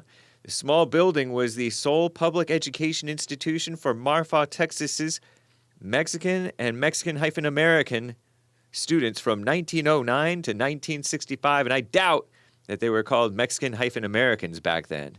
So that's communist nonsense. Anyway, the Hake Report is happening after the Jason Peterson show. No Joel Friday TV today, but catch his show Monday through Thursday. American Anchor maybe at 4 because we have the Fallen State today and Church on Sunday. I'm James Hake. Now back to JLP. It's White History Month. I'm gonna celebrate with my friends. It's White History Month. So be sure to tell everyone. There will always be different months to celebrate. This month's gonna be White History.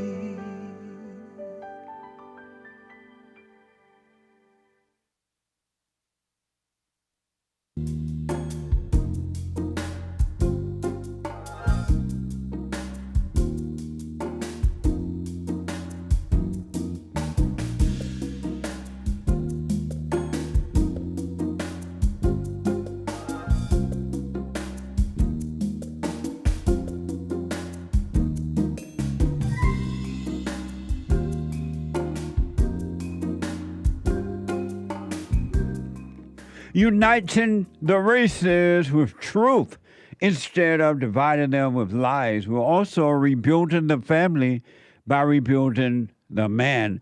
I'm JD Peterson. Welcome to the third hour of the show already. It's Friday, and every Friday is Get It Off Your Chest Friday, right? You can get involved by calling 888-77-4 773-888-77 And my biblical question, do you have hope? Do you have hope? Hope is dope. Do you have hope?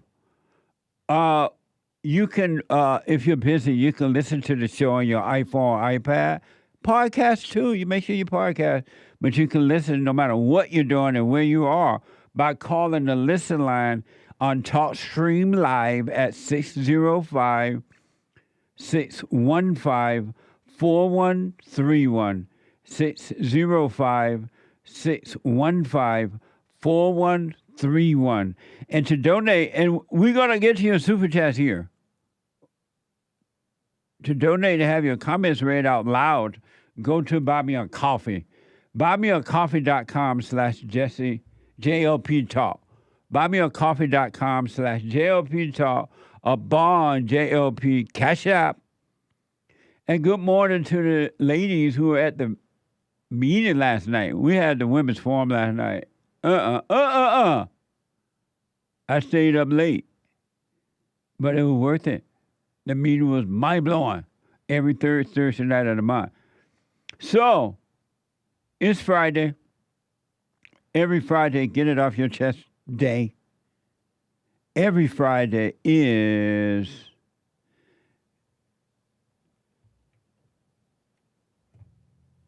express yourself.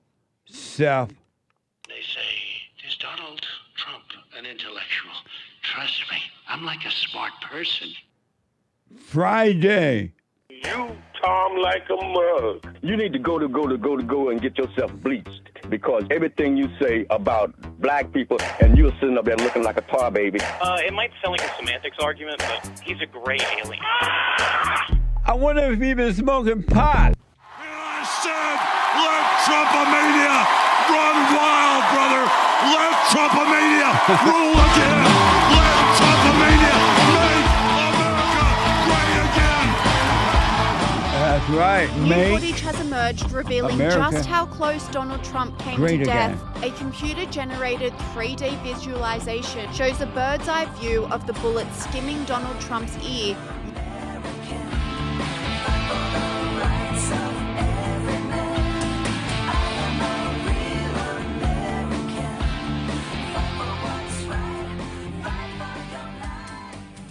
Amazing. Making America great again. I want to go quickly back to Oscar out of Washington, and Oscar's wife walked out on him and his children. And for now he has the divorce papers, and he just doesn't know what to do. Oscar. Yes, sir. I'm still here. And describe to me the person who is thinking these things, the things that you're thinking, and feeling the way that you're feeling. Who is Oscar? You know, the thing is, Jesse, is I heard you ask people that, and I've been trying to think about that, and it's like I've heard you say that when someone asked you that back, you said you were nobody, and I guess that's what I've been struggling with more than anything, is I realize I am nobody. It's like I had all these images built up in my mind for so many years that I was a husband, I was a friend, I'm a dad, I'm a coworker, I'm this and that, and it's like the hardest part, I guess it's that ego death. I've changed myself these past 6 months. I've quit drinking, I quit smoking pot, I've lost all the weight I had. I'm in the best shape I've been in 20 years, and I'm grateful for what's happened. You said it was when I talked to you back in February, you said it was a very good thing that it happened to me. And you were right. But the hardest part is I'm trying to find out who Oscar is. I don't know who I am. And every day I get closer to finding out that I really am nobody. And how do you feel finding that out about yourself? It's kind of strange because it feels as though it's both exciting because it's like I feel like I'm free of all these different things that held me in place. Like I was kind of painted into you're a dad, you're a husband. But now that I know that I don't have any of those things and I'm I just exist. I'm just here on Earth to live my life and then to go on. And to not have all that, it's a great feeling, but it also, I feel there's a lost feeling there. It's that you've talked a lot about in your church services about the ego dying, how it feels like you're losing something. And I realize that it's not me I'm losing. It's all of these identities I've taken on. Yes. But I haven't gotten to that point yet where I can fully appreciate it, because I still must be identifying with some of it, because it still feels like I'm losing something. If you want life, you're going to have to die. You got to lose it. You got to lose this false life in order to receive true life. And you got to let this ego die. And so here's what I recommend. Do what you want, but here's what I recommend. And I'm telling you, without a doubt, I'm not making it up. If you do what I'm telling you to do, you're going to be a free man, and you will never, ever, ever, ever have to go through this again, because it will not be with you, it will not be in you, and you will never identify with this false self again if you let this die. So when the pain comes, the thoughts come, and the pain come about this woman or about you or about whatever your situation, when the pain of loneliness comes, for an example, right? What I want to encourage you to do is to let that pain come. Let it come all the way to the fullest, to the point of, it's like you can't handle it. I can't handle this. This is too much. This is too. You need to feel the gravity of that pain and just watch it. Don't do anything about it. Don't get rid of it. Don't take a smoke or anything, watch TV to escape that pain. I want you to watch and feel that pain and live with it, accept it, and just live with it. And let the light of God take it away, because it's just demons. Those are demons. It's just another demon. And this demon is trying to continue to make a home in you, because demons live in human beings. And that's why human beings are human demons. They're evil. And so it's just a demon inside of you with a false name that's called Oscar, or it's called loneliness, or it's called sadness, or depression, or suicidal thoughts, or post-distress. It has a false name. It's a demon. And you got to live with the demon, but be aware of it. And then the awareness of it, which is the spirit, the light of God, will destroy that demon. He will take it away from you, and it will have to leave you and go make a home in another human being, because they live in human. But you got to take it. You got to be aware of it. You got to watch it, so that this is what God is trying to save everyone from. These false demons, these false spirits, these evil spirits that have made a home in us. He's trying to save you from that, but you won't let him save you by escaping, by watching TV or calling up a friend or going for a ride or whatever. You got to take it and not run from it. That's exactly what I've been doing too. One thing I didn't realize when I started all this, and I talked to you 6 months ago, is that I thought as it went on, it'd get easier and easier, and it seems like it's gotten harder and harder. I mean, I feel like the devil attacks me more and more. It's like I get to those points where I'm just overwhelmed with grief. I miss her. Yeah. I miss the relationship we had. And then it's like I sit with it.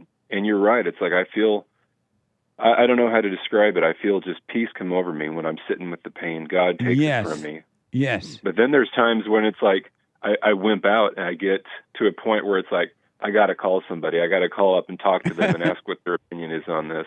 Yeah. And afterwards, I don't feel any better. It's you I don't know how you have articulated it so well before. You say you're going to call somebody up, and then you're going to talk to them, and you're going to think afterwards, why did I even talk to that person? It's exactly what happens. Yeah. I always feel worse. So because they don't know. They don't know. They're lost too.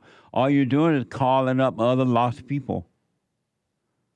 Yeah, that's been the struggle, Jesse. Is just that it's progressively harder and harder. But I know I'll get there if I stick with it. You will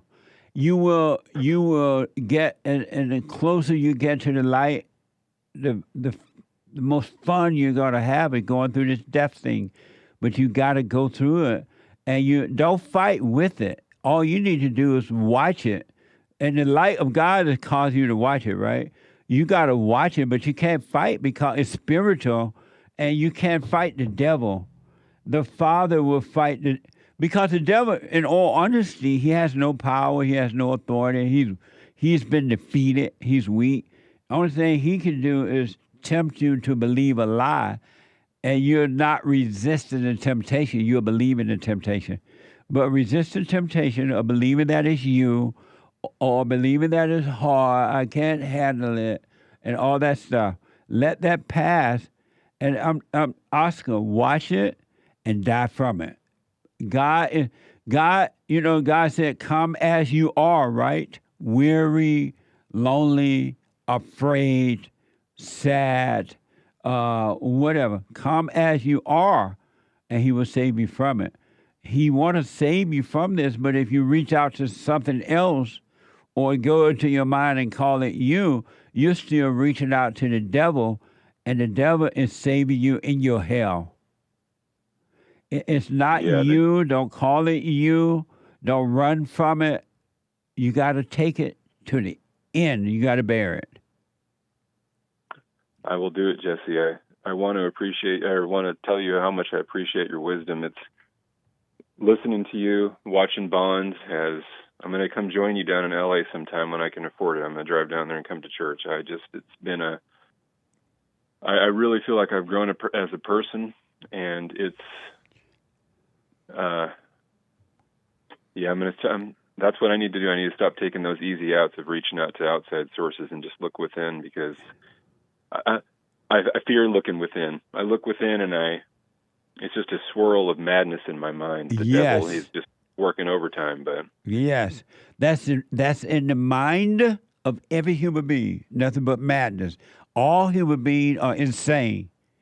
They're insane. They're living in the insane asylum, and they are insane because they're living in the mind. They're living in the imagination, and they call those thoughts and emotions themselves, and it's not. And the woman that left you, she's insane too. That relationship she's with now or whatever, I hate to tell you this because I don't want you to feel better, but it's not going to last. That's not going to last either. She is looking for a father's love, and she has not been able to find it. And so she's still going to be miserable. It's not going to work. I know, and it's like the thing is, Jesse, is I've thought about, is she going to be happy or is she going to be miserable? And what I want to just be indifferent. And I used to think of indifference as cold, like, you just don't care about other people. But in reality, it's like I want to just not have any feeling from it. I don't want to feel good if a relationship breaks up. Right. I don't want to feel bad if it doesn't. I just want to feel nothing. I want to be just blank. Well, as you die from the ego, the real you will appear, and you will live that way. You will find and discover and realize that emotions are evil and they're not necessary. And the God that you are returning to, you're going to discover that he is a dispassionate God. He is not an emotional God. The God that you're overcoming, which is in your imagination and emotion, is a passionate, emotional God, and you've been serving the wrong God because you were turned away from the true God by your mother when she turned you away from your father. That's absolutely true. And every time I look outside myself, I realize that everybody I turn to they're serving that same God, that outside God. Because yes. I talked to a therapist, a counselor, and they tell me, think about your anger. Think about, you should be feeling angry. You should be feeling this. And it's like, this goes against everything that feels right to me. It's yes. I don't want to have all these. I don't want to analyze my anger. I don't want to analyze my grief. It's like I want to overcome it. I don't want to. So I'm going to keep working on it, Jesse. I want to thank you for your wisdom and taking the time to talk to me today. You're welcome. And anyone that tell you that anger is good, or that anger is you, or that anger is yours, they are your enemy. You run real fast. That's your enemy. They have accepted evil, and they're calling it good. Get away from that person ASAP. I will. I feels like the scales are falling from my eyes. I mean, I never in my life thought that I would be able to see clearly, but it's like now it's like I am seeing that. It seems like as I'm overcoming this, it's like I'm starting to see the evil in other people that you talk about. But it's like it's not them. It's like almost like you can see something hanging off their back. They talk to you. They say things. It's like I know it's not them. I know that they're still struggling with the same things I'm struggling with. Yes. But being able to see it has been a blessing.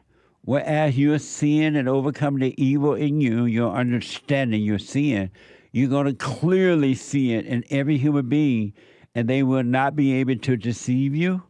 And even if they put up a little front for a minute and pretend they're all happy and everything, you're going to see right through it that they're lying. They're miserable. They're just putting on a show. Should you pray for these people? I mean, should you, when I silent praise, I mean, it's like, I want them to overcome it too. Why? That's a good question. I don't know why.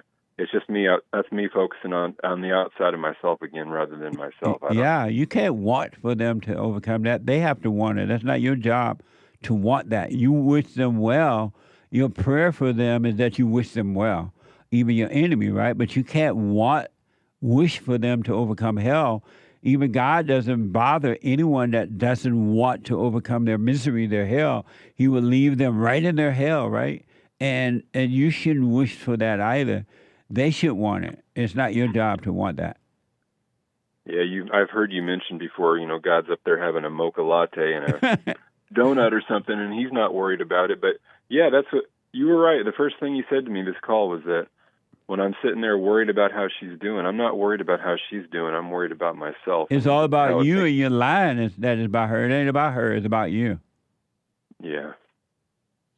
Well, I'm going to keep working, Jesse. It's been a long process, but I'm not going to give up. I haven't given up yet, and it's both getting easier and getting harder every day. Yes. The devil, he throws everything he can at me every day to try to. And let me warn you, if you stay with this and you're committed to seeing it to the end, endure to the end, right? That you have not seen the works of the devil yet. He is going to send all of his little demons after you, and then once you overcome them, especially if you stay with it, it doesn't work, he's going to start sending the big demons after you. But don't worry, you just watch, because they have no power at all. They have zero power. They've been defeated. The light of God will destroy the evil, so don't worry about it. You just watch. Don't call it you. I will. God bless you, Jesse. I hope you have a good weekend and a good church service on Sunday, and I'll call you again in the future. Thank you for your time today. I appreciate you. You're welcome, buddy. Amazing. Take care. All right. 888-7753-773. Super chat. Super. Good morning. Good morning. The Key bought our coffee, buymeacoffee.com/JLP Talk. Jesse, in tribute to the Great White Hope last night, can you sing This Is a Man's World? Oh, I love that song. You hear that last night? This is a man's world. This is a man's world. But it wouldn't be nothing without a woman or girl. I was surprised when they played This Is a Man's World with Donald Trump coming out. I didn't know they played that. Oh, yeah. And I was surprised because men are afraid to say it's a man's world. Indeed. And somebody's going to get your calls here in the morning, folks. Just hold on. I was surprised they played This Is by James Brown. This is a man's world. Did you hear that, Nick? Man's world, huh? That was cool. Thank you. And then finish it in Italian. Finish it in Italian. Cool hands. Cool sunglasses emoji. Finish what in Italian? Mamma mia, hola, si signor. Oh, I thought that was Mexican. Well, when you say Mamma mia, that's Italian. Really? Uh-huh. Mamma mia. Yeah, that's not Spanish. Oh, I thought that was... The other part's Spanish. Really? I'm assuming that that's what he means, or she means, the key. Not to dox the gender. Oh, I always thought, hola, mamma mia. I thought that was Mexican. It's two different languages. Mamma Mia is Italian. Hola is Mexican. Now I feel like I want to go out and have some spaghettis for lunch. Nice. Salty maggot. Or, oh, my bad. Not salty maggot. Salty MAGA Matt. My bag. My bag. Is it my bag or my bag? He gave a Rumble rant. You got to know how to rumble. I'm stepping all over your Rumble rant, man. He says, James 4:7, this is from yesterday. Submit yourself, therefore, to God. Resist the devil, and he will flee from you. Yep. And when you let all thoughts pass, you are resisting the devil. Really.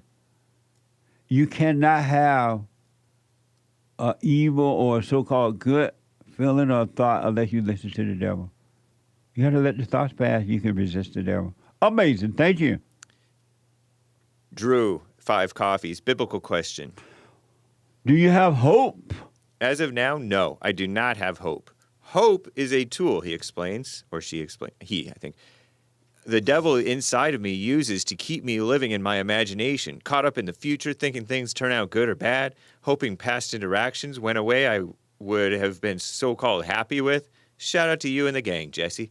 Thank you very much, and I'll put my little 2 cents in on Sunday with the biblical question, and thanks for your support. Someone with a coffee. Hello, young man. I asked this question. Hello. Because of what you say about It's me. Tim Scott marrying a white woman.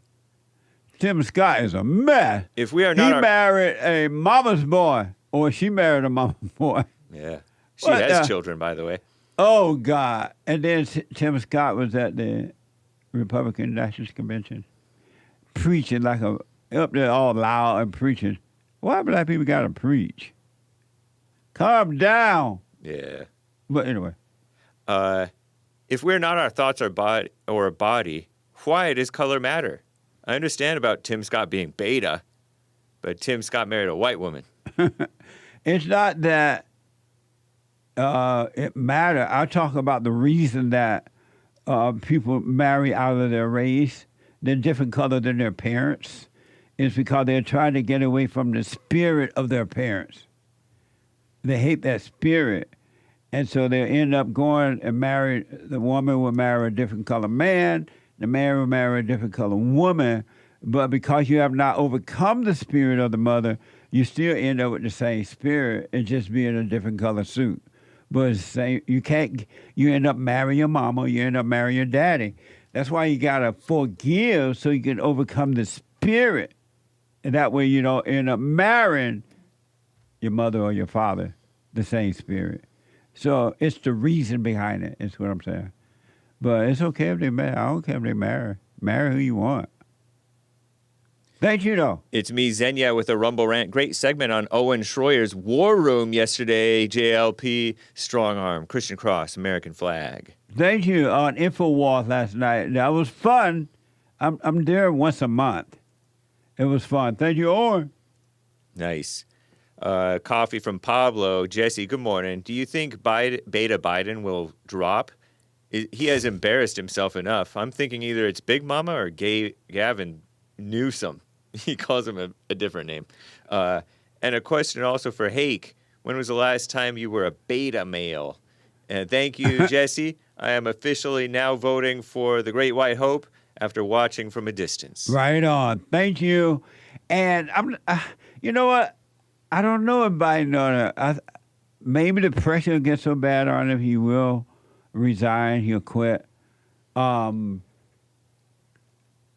I said on Oren Swarter's show last night on InfoWars there, is that if they run Kamala Harris, get rid of Biden and run empty Kamala Harris, can't find her way out of a paper bag. They're doing that to get rid of her because they know she's going to lose if she runs against Trump. So I just don't know what they're going to do at this point. But they definitely seem to want Joe Biden out. And because the Democrats are so evil, the party is so evil, the people are evil in the Democratic Party, you just don't know what they're up to. They may not really want Biden to leave. That could be another trick they're playing on us. I just don't know. So I'm just having to wait and see. whatever they decide. And they desperately want to stay in power, that's for sure. So they'll do anything at this point. Anything. Have a way to see. I just don't know. Thank you, though. Nice. Ray bought our coffee. Hey, Jesse, I need help. I'm a female in my early 20s, and I stay with my parents. Experienced religious persecution from my dad. He told me to stop going to church. I'm new to believing in Christ. I thought about moving out, but as I was reading the Bible, Hagar came up in Genesis 16. When she was running away from Sarai's persecution, God told her to go back and humbly submit to her. What advice can you give me to continue to endure?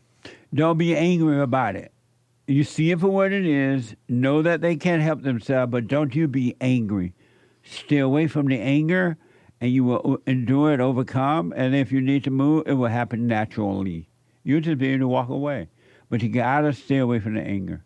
Stay away from the anger so you can stay out of your imagination, your thoughts and emotions.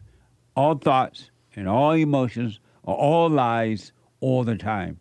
All right? I wish you well. Amazing. And Hagar was Sarai's slave, not her daughter, so it may be a different situation. You don't necessarily have to go back. Yeah, You can that's move right. out. If you can move, move. But just don't be angry. And if you got to stay a little longer, stay, but don't be angry. If you can move, move, but don't be angry. Stay away from anger. Anger is evil. Amazing. Thank you. C on C coffee. Jesse love. My boyfriend is actually trying to get me out of my hell. He listens to you. He's at peace because of the silent prayer, and no matter what comes his way, he stays calm and deals with things as they come. He's manly. Shout out to the something. I'm not sure if that's connected. Well, I wish your boyfriend well. I'm sure he's dealing with a tough one, and you see, so I wish him well. And I wish you well, too. You got to work on yourself, Zion, and stay with it, stay with it, stay with it. All right?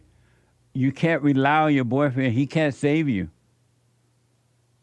So do the prayer and stay with it, all right? I wish you well, Zion. What the? Amazing. Nikki bought 3 coffees. Second biblical question answer. Do you have hope? Another reason why I don't have hope, I guess this is Nikki's second time answering, is because I believe the extent to which you desire or want things in life correlates with the extent to which you will continuously experience your own suffering here on earth. Blank face emoji. Amazing. I'll put my little 2 cents in on Sunday. Thank you. I appreciate it. Apple 26915 coffees. Hi, Jesse. I've enjoyed counseling on Monday. Sorry for crying on your shoulders. I needed that. I forgave my husband a week ago for being angry. Yesterday, I let the devil play in my head and was mad at him for no reasons all day. Should I ask him for forgiveness again? Thanks, Jesse. No, stop asking for forgiveness. Forgive. Once you forgive, it's done. And just stay on that path and watch. All right? Thank you. I got to take a quick break. When I come back, your phone calls, and we'll finish the super chats as well. The treasure chest is now open on D-Live. Back in a moment. Quick. So I asked the question, are you better than a child molester? I've discovered over the 30 years of counseling, the one thing that's missing,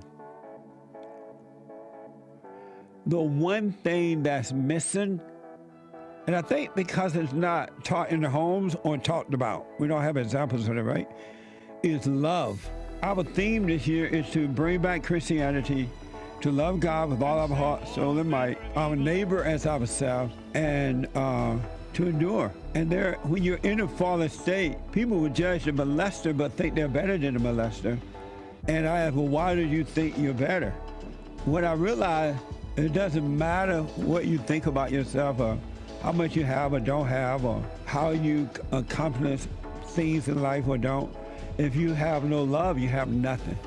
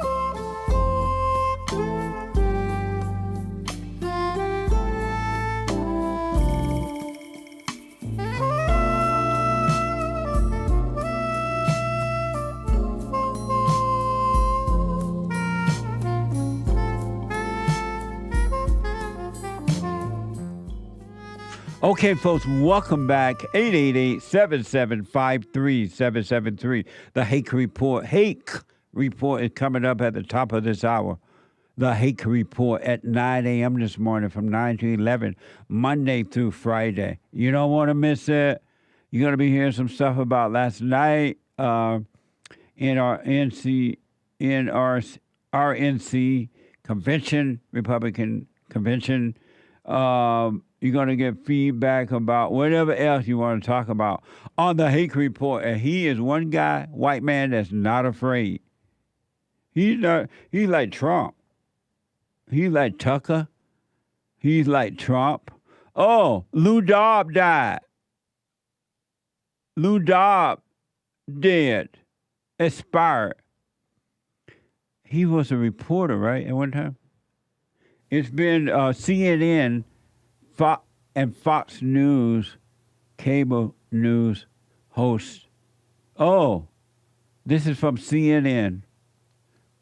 Fox News cable news host and prominent Trump supporter Lou Dobbs died on Thursday at the age of 78.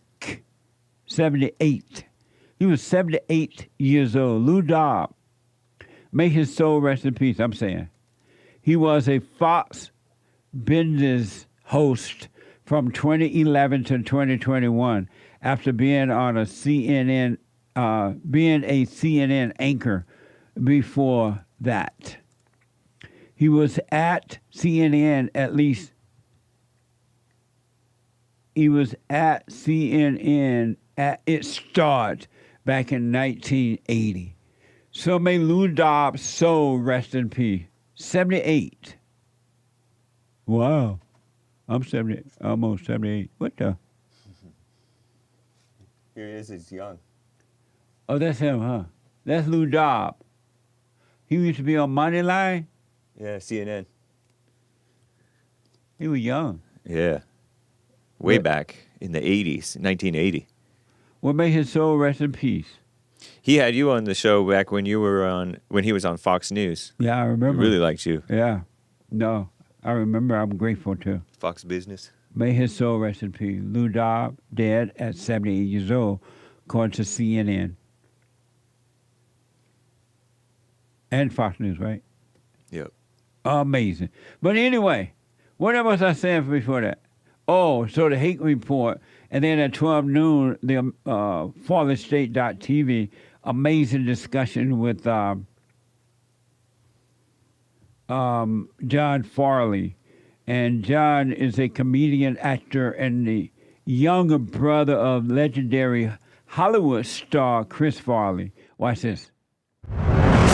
Next time on The Fallen State. I'm the youngest of the Farley clan. We get skinnier as we get younger. Are you the head of your wife? If I'm the head, she's the neck. She turns the head left or right. Does she obey you?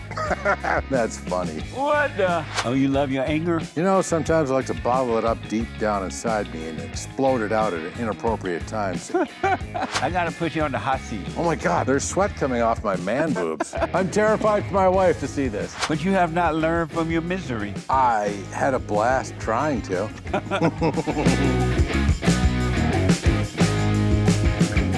That's today at 12 noon Pacific time. And then Sunday, and then at 4 p.m., the American Anchor Baby on fire. He stayed up all night last night hosting that Trump speech.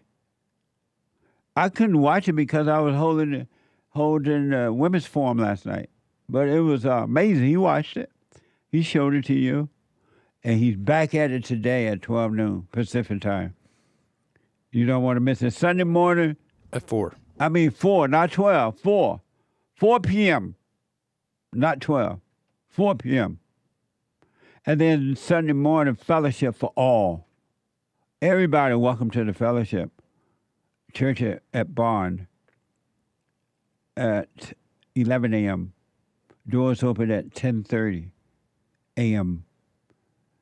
And you can go to rebuildingtheman.com/church, rebuildingtheman.com/church.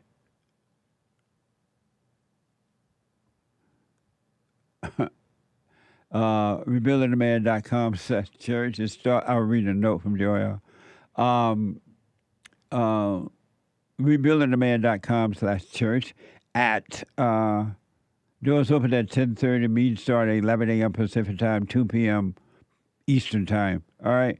I'll read this note from Joel Friday. He was like, does he even do 12 anymore? Lord, meaning Nick, does he do his show at 12 anymore? Because normally Nick does his show at 12 p.m. Monday through Thursdays. But nowadays, you just don't know. You just don't know. The one thing you do know, his baby is back in town. She came home, and he's happy. Anyway, let me go to the busy phone. Hola. Joe. Mamma mia. I mean, Charles. Charles is Charles from Michigan. Charles, welcome to the show. You're on the air. Hello. How you doing, Jesse? All is well, Charles. Yeah, good morning. This is Charles from Michigan. Hey, Charles. By the way, Alabama. You went to Russell County High School, right? Yes, sir. This is the one. Russell High School. We used to play Russell. My high school played Russell High School basketball. Yeah. And then we used to be singing this song, Russell, we love you. Russell, we love you. We love you best of all. Russell, we love you, but you just can't play no ball. Yes, sir. We were the Wildcats. Beat the Wildcat. Hell no. Good to hear your boy. Yours too, Sweet John. home, Alabama. Sweet home, Alabama. Homeboy. Homeboy, yes it is. Yes, sir. Down the road, midway it is, Spring Hill. That's right. Yep, I grew up down there in Macon County, Russell County. Yes, Did you used to go to You used to go to Hurstboro? That's right, yes, sir. That was downtown. Yeah, Hurstboro, like downtown from Russell County High School. Yes, sir. Walked right through there, Hurstboro, Alabama, right there at the red light. What the? Yeah. But what I wanted to know also, Jess, I hear you say you grew up on a plantation. Yes. Yeah, so did I. I don't know. I want to know what's the difference between a sharecropper and a plantation worker. Well, the sharecropper is the one that worked the plantation, take care of the stuff, and the plantation is owned by the white man. Yeah. But a sharecropper can be anyone that farms, I believe, right, James? Yeah. Sharecropper is it's owned by the white man. Yeah, he worked for the white man. Yeah. He worked for the white man. Were you a sharecropper or you were owner of your plantation? We were sharecropper, I guess, because we worked on this farm, on this land, and we had to, like, when you make the cotton, I think it was like you would give a head house on the land, and you would give him the first top 2 bales of cotton as opposed for rent for the year. Yeah. And you take the land and you did whatever you want to plant peas, beans, green, corn, hog, cattle. Well, you're making me hungry. And I think that's how we did kind of well because my dad, we like 20 acres, 10 of us, and we worked the farm and raised the cotton. We raised about like 20 bales, so gave them the 2. And we had the other 18 and we sold it. And we kept the money, we bought, the fertilizer and whatever the seed to farm the next year. So we kind of did well. We lived off the land. Yeah, absolutely. Yeah. Same here. Yep. Grandpa tell me about the good old days. Yeah, well, the good old days, but it came to an end, and we got on out. We lived in East Chicago, Indiana for a while, but my dad kept getting laid off, and we moved back. You lived in East Chicago as well? Yeah. I was a baby. I don't really remember it. Oh, okay. But my auntie and them, they all live there. But we went there after I got grown there. I lived in East Chicago. You lived in Calumet? In the Calumet, that's where I was, McCook. Oh my Alexander. God! My aunt lived on McCook, and McCook, yeah. my father lived there for a minute. And I lived when I lived in Indiana. I lived on Melrose Avenue. Melville Avenue, yes. Yeah, Melville. Melville yeah. Avenue. Yeah. Isn't that amazing? Yeah. That's amazing, man. We walked down the same road after leaving Alabama, man. After leaving the flat. And I remember one day I was coming home from school, and I had to cross over the street, and I got ran over by a car. I was a little kid, and this car hit me. I'm like, what the?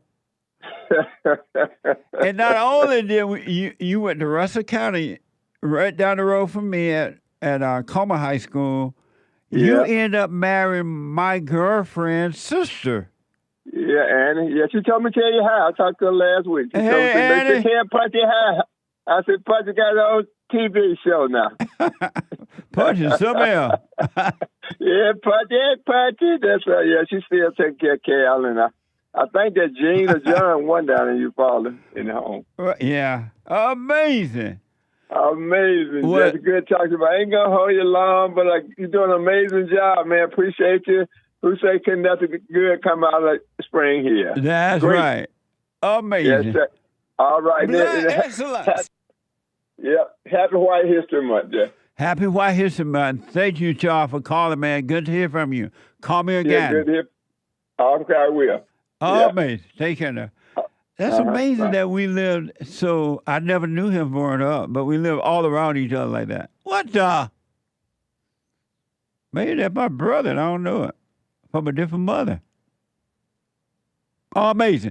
Let me go to Ryan, a first-time call out of Oklahoma. Ryan, welcome to the show. You're on the air. Good morning, Jesse. Hey, Ryan. Good Friday and Happy White History Month. Happy White History Month. Thank you. You're welcome. So I'll come right out the gate. I'm a beta male, and you revealed that to me my whole life. I thought, something was wrong, beat down, and it took a long time, but finally I discovered that's exactly why. And you gave me you told me exactly what I do need in order to fix that. But my mom, she's out of state, so I'm going to have to wait until, later this year to forgive her, because I think you've said that should be done face-to-face instead of over the phone. Yeah, if possible, you definitely should do it face-to-face so you can get your courage back, right? You overcome fear. But if she won't see you, the only way you can talk to her is on the phone. You can do it that way as well. Okay. Well, aside from that, back when I did live in my home state, I met this girl, and we started dating, and ultimately she stole my seed, impregnated herself with it behind closed doors. She didn't tell me about it. She stole what? She hid it from me.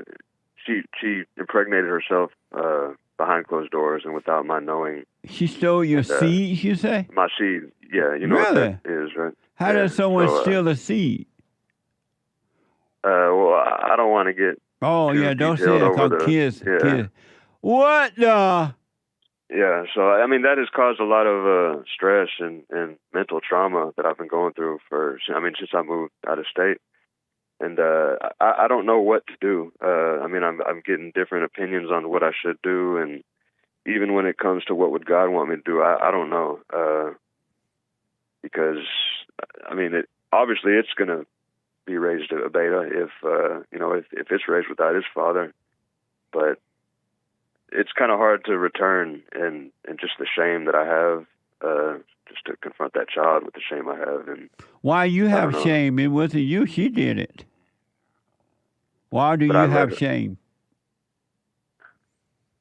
Because I let her do it, and just the fact that I know she did it and I haven't done anything about it, is that not shameful? Nope.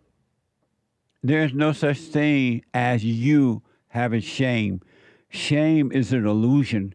It's the devil causes you to do wrong, and then when you do wrong, he judges you. He makes you feel ashamed. Oh, look at what you've done.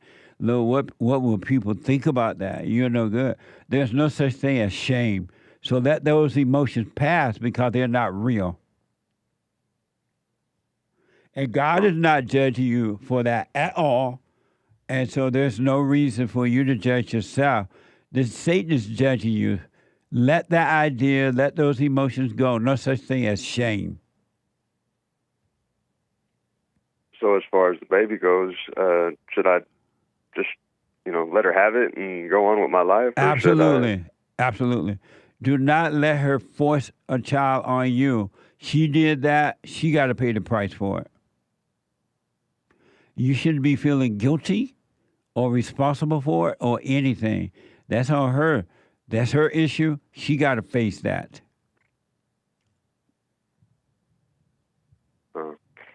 What about if the fact that she's this girl? She has, I guess you just say, kind of pagan tendencies. She's into the New Age stuff. If you're familiar with any of that, that's her life, her problems. Let her deal with that. Because if you go and get involved with her and the child, unless she give you the baby and she sign off that she's going to stay away from you and the baby, have nothing to do with it, that'll be different. But if you get involved with her and the baby, she's going to destroy you. Yeah, she's already destroying me now. She doesn't. We don't even speak. Good. Don't speak to the devil. Yeah.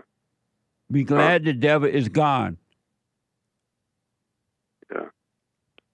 Okay. Well, yeah, that makes sense. I was kind of hoping for the opposite answer, that I should go for it, but Why? It makes sense on why I shouldn't. Why should you get involved with something that you said you had nothing to do with it?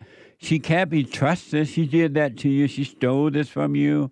This woman is evil. I would recommend you just work on you, overcome the fallen state so you can have a clear mind and let the light of God guide you.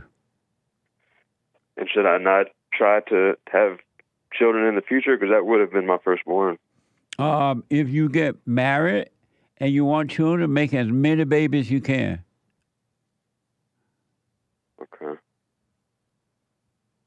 All right. Well, thank you for the wisdom, Jesse. That made sense in a way. It made a lot of sense. And I'm warning you, right? You got to let go of this false notion of guilt. Guilt is not real. Guilt is all ego. Guilt is not from God. Guilt is of your father, the devil. Let that go, man, because that guilt going to drive you right deeper into hell, and you will live to regret it, because it'll make you go and get involved with that woman's life, and that all your little fake friends will tell you, or family member, oh, that's your child. You should go and get involved no matter what she did. Don't fall for it, man, because you'll be stuck with that hell, and those people that's telling you to go do it, they won't even help you. There will be nothing they can do. And that woman will destroy you. She's already proven she can't be trusted. Well, amen to that, Jesse. Cleared it all up very wisely. So I thank you. You're welcome. Do the silent prayer and stay out of your head, man. Absolutely. And let the phony feeling of guilt go. That's not real. Yeah, that's true. Let that go. You have no reason to feel guilty, all right? Will do. All right, buddy. All right, thank you. You're welcome.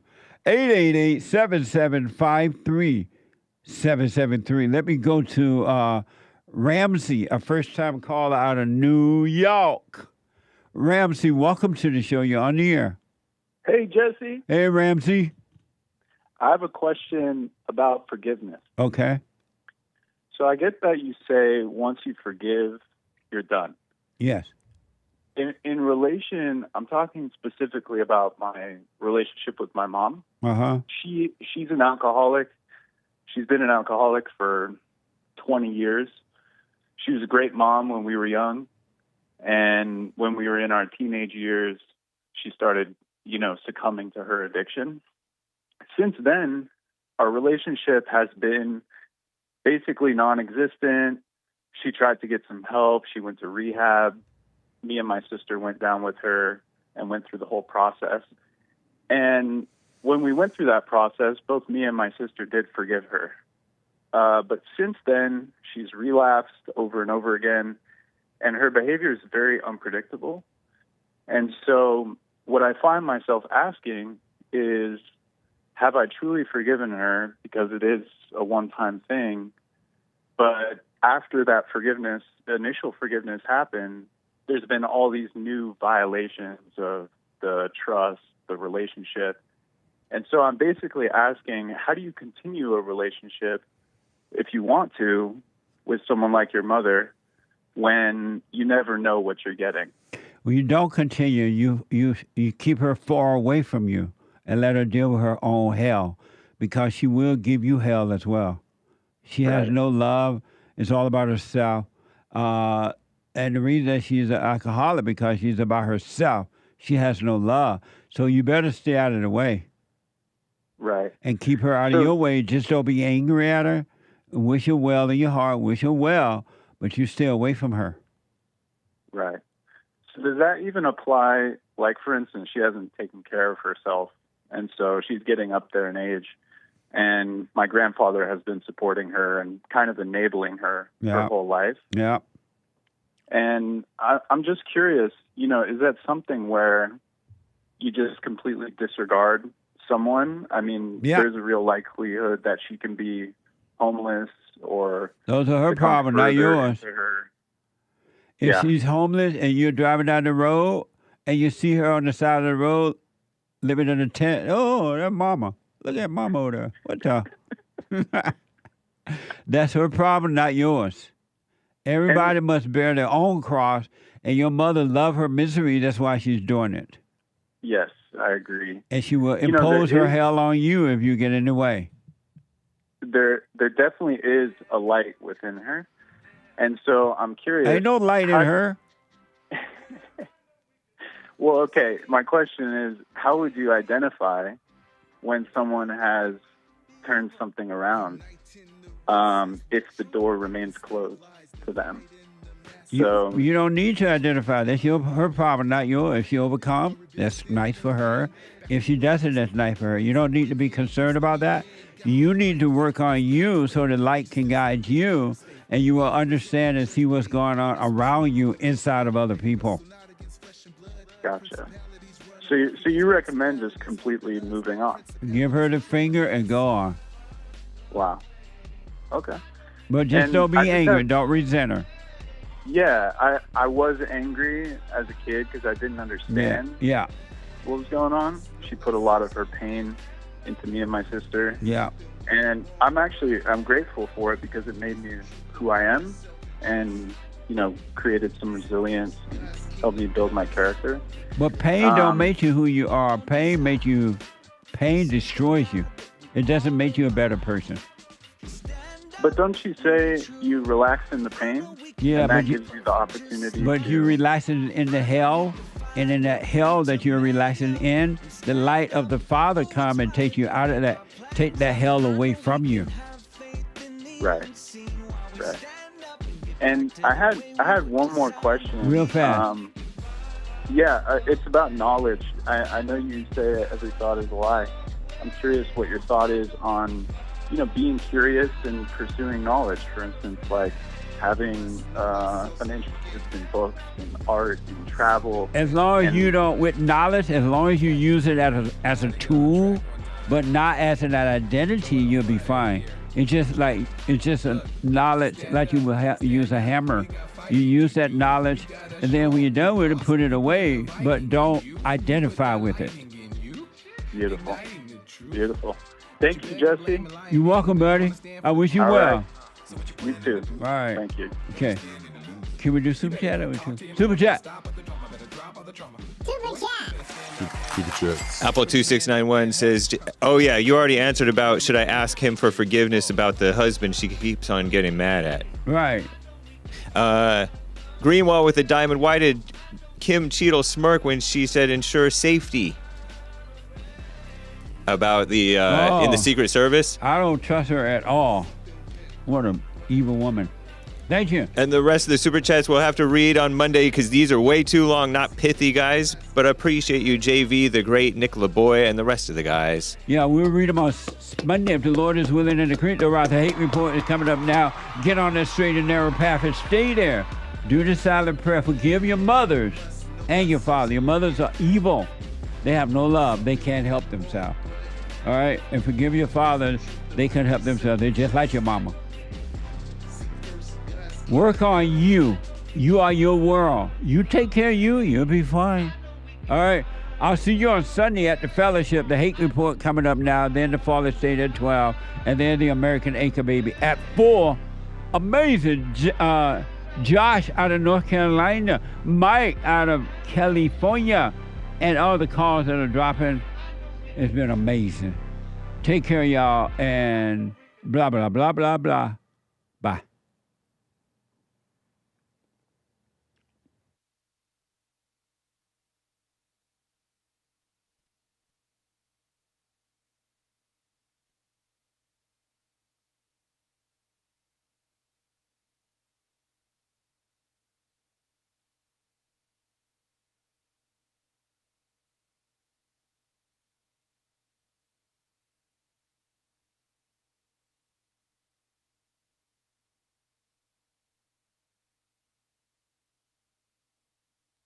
So I asked the question, are you better than a child molester? I've discovered over the 30 years of counseling, the one thing that's missing,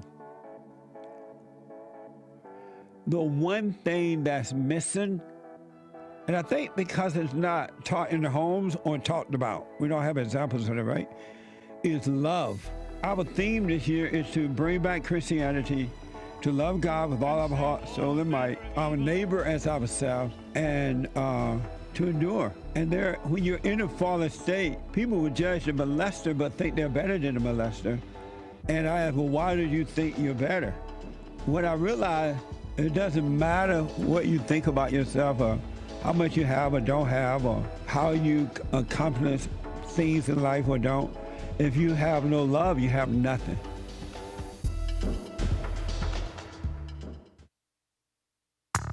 I recommend you get a copy of my book, From Rage to Responsibility. I write about how the spirit of anger was taken away from me 29 years ago. I forgave my mother who tried to turn me away from my father, and I returned to my father, and through him, my father on earth, and through him, I was able to return to God. No man or woman can return to God unless you go through the Son. And men are sons of God. There may be weak, pathetic examples of it, but it's the spiritual order of life. God in Christ, Christ in man, man over woman, and woman over children. So get From Rage to Responsibility. I write about that. Go to my website, rebuildingtheman.com for an autographed copy or call 800-411-BOND. And donate to my nonprofit, Bond, the Brotherhood Organization of a New Destiny. We are rebuilding the family by rebuilding the man. Now, I totally disagree with the way things are going, but you can't be angry because that's what the enemy wants. He wants to control you. They do things to make you mad so they can control you. It's like being married, and the wife would do things to make you mad, or she'll do things to make you feel good. And men do that to women too when they want something from the woman, especially sex. They'll make her feel good, or they'll make her angry. And the woman's gonna have to say, you don't want to be angry. You want to speak up. You want to disagree with what's going on. It's wrong, but do not be angry. Then you won't have fear. You won't have doubt. You won't have worries. You'll be able to see, but you got to stay away from anger. That's why you must forgive your mothers and your fathers so that you can overcome the spirit of anger. It's a spirit and it's wicked. Nothing good in anger because it has no love, folks. You need love to defeat evil. And love is not a weakness. It's a strength. It's from God. It's His nature.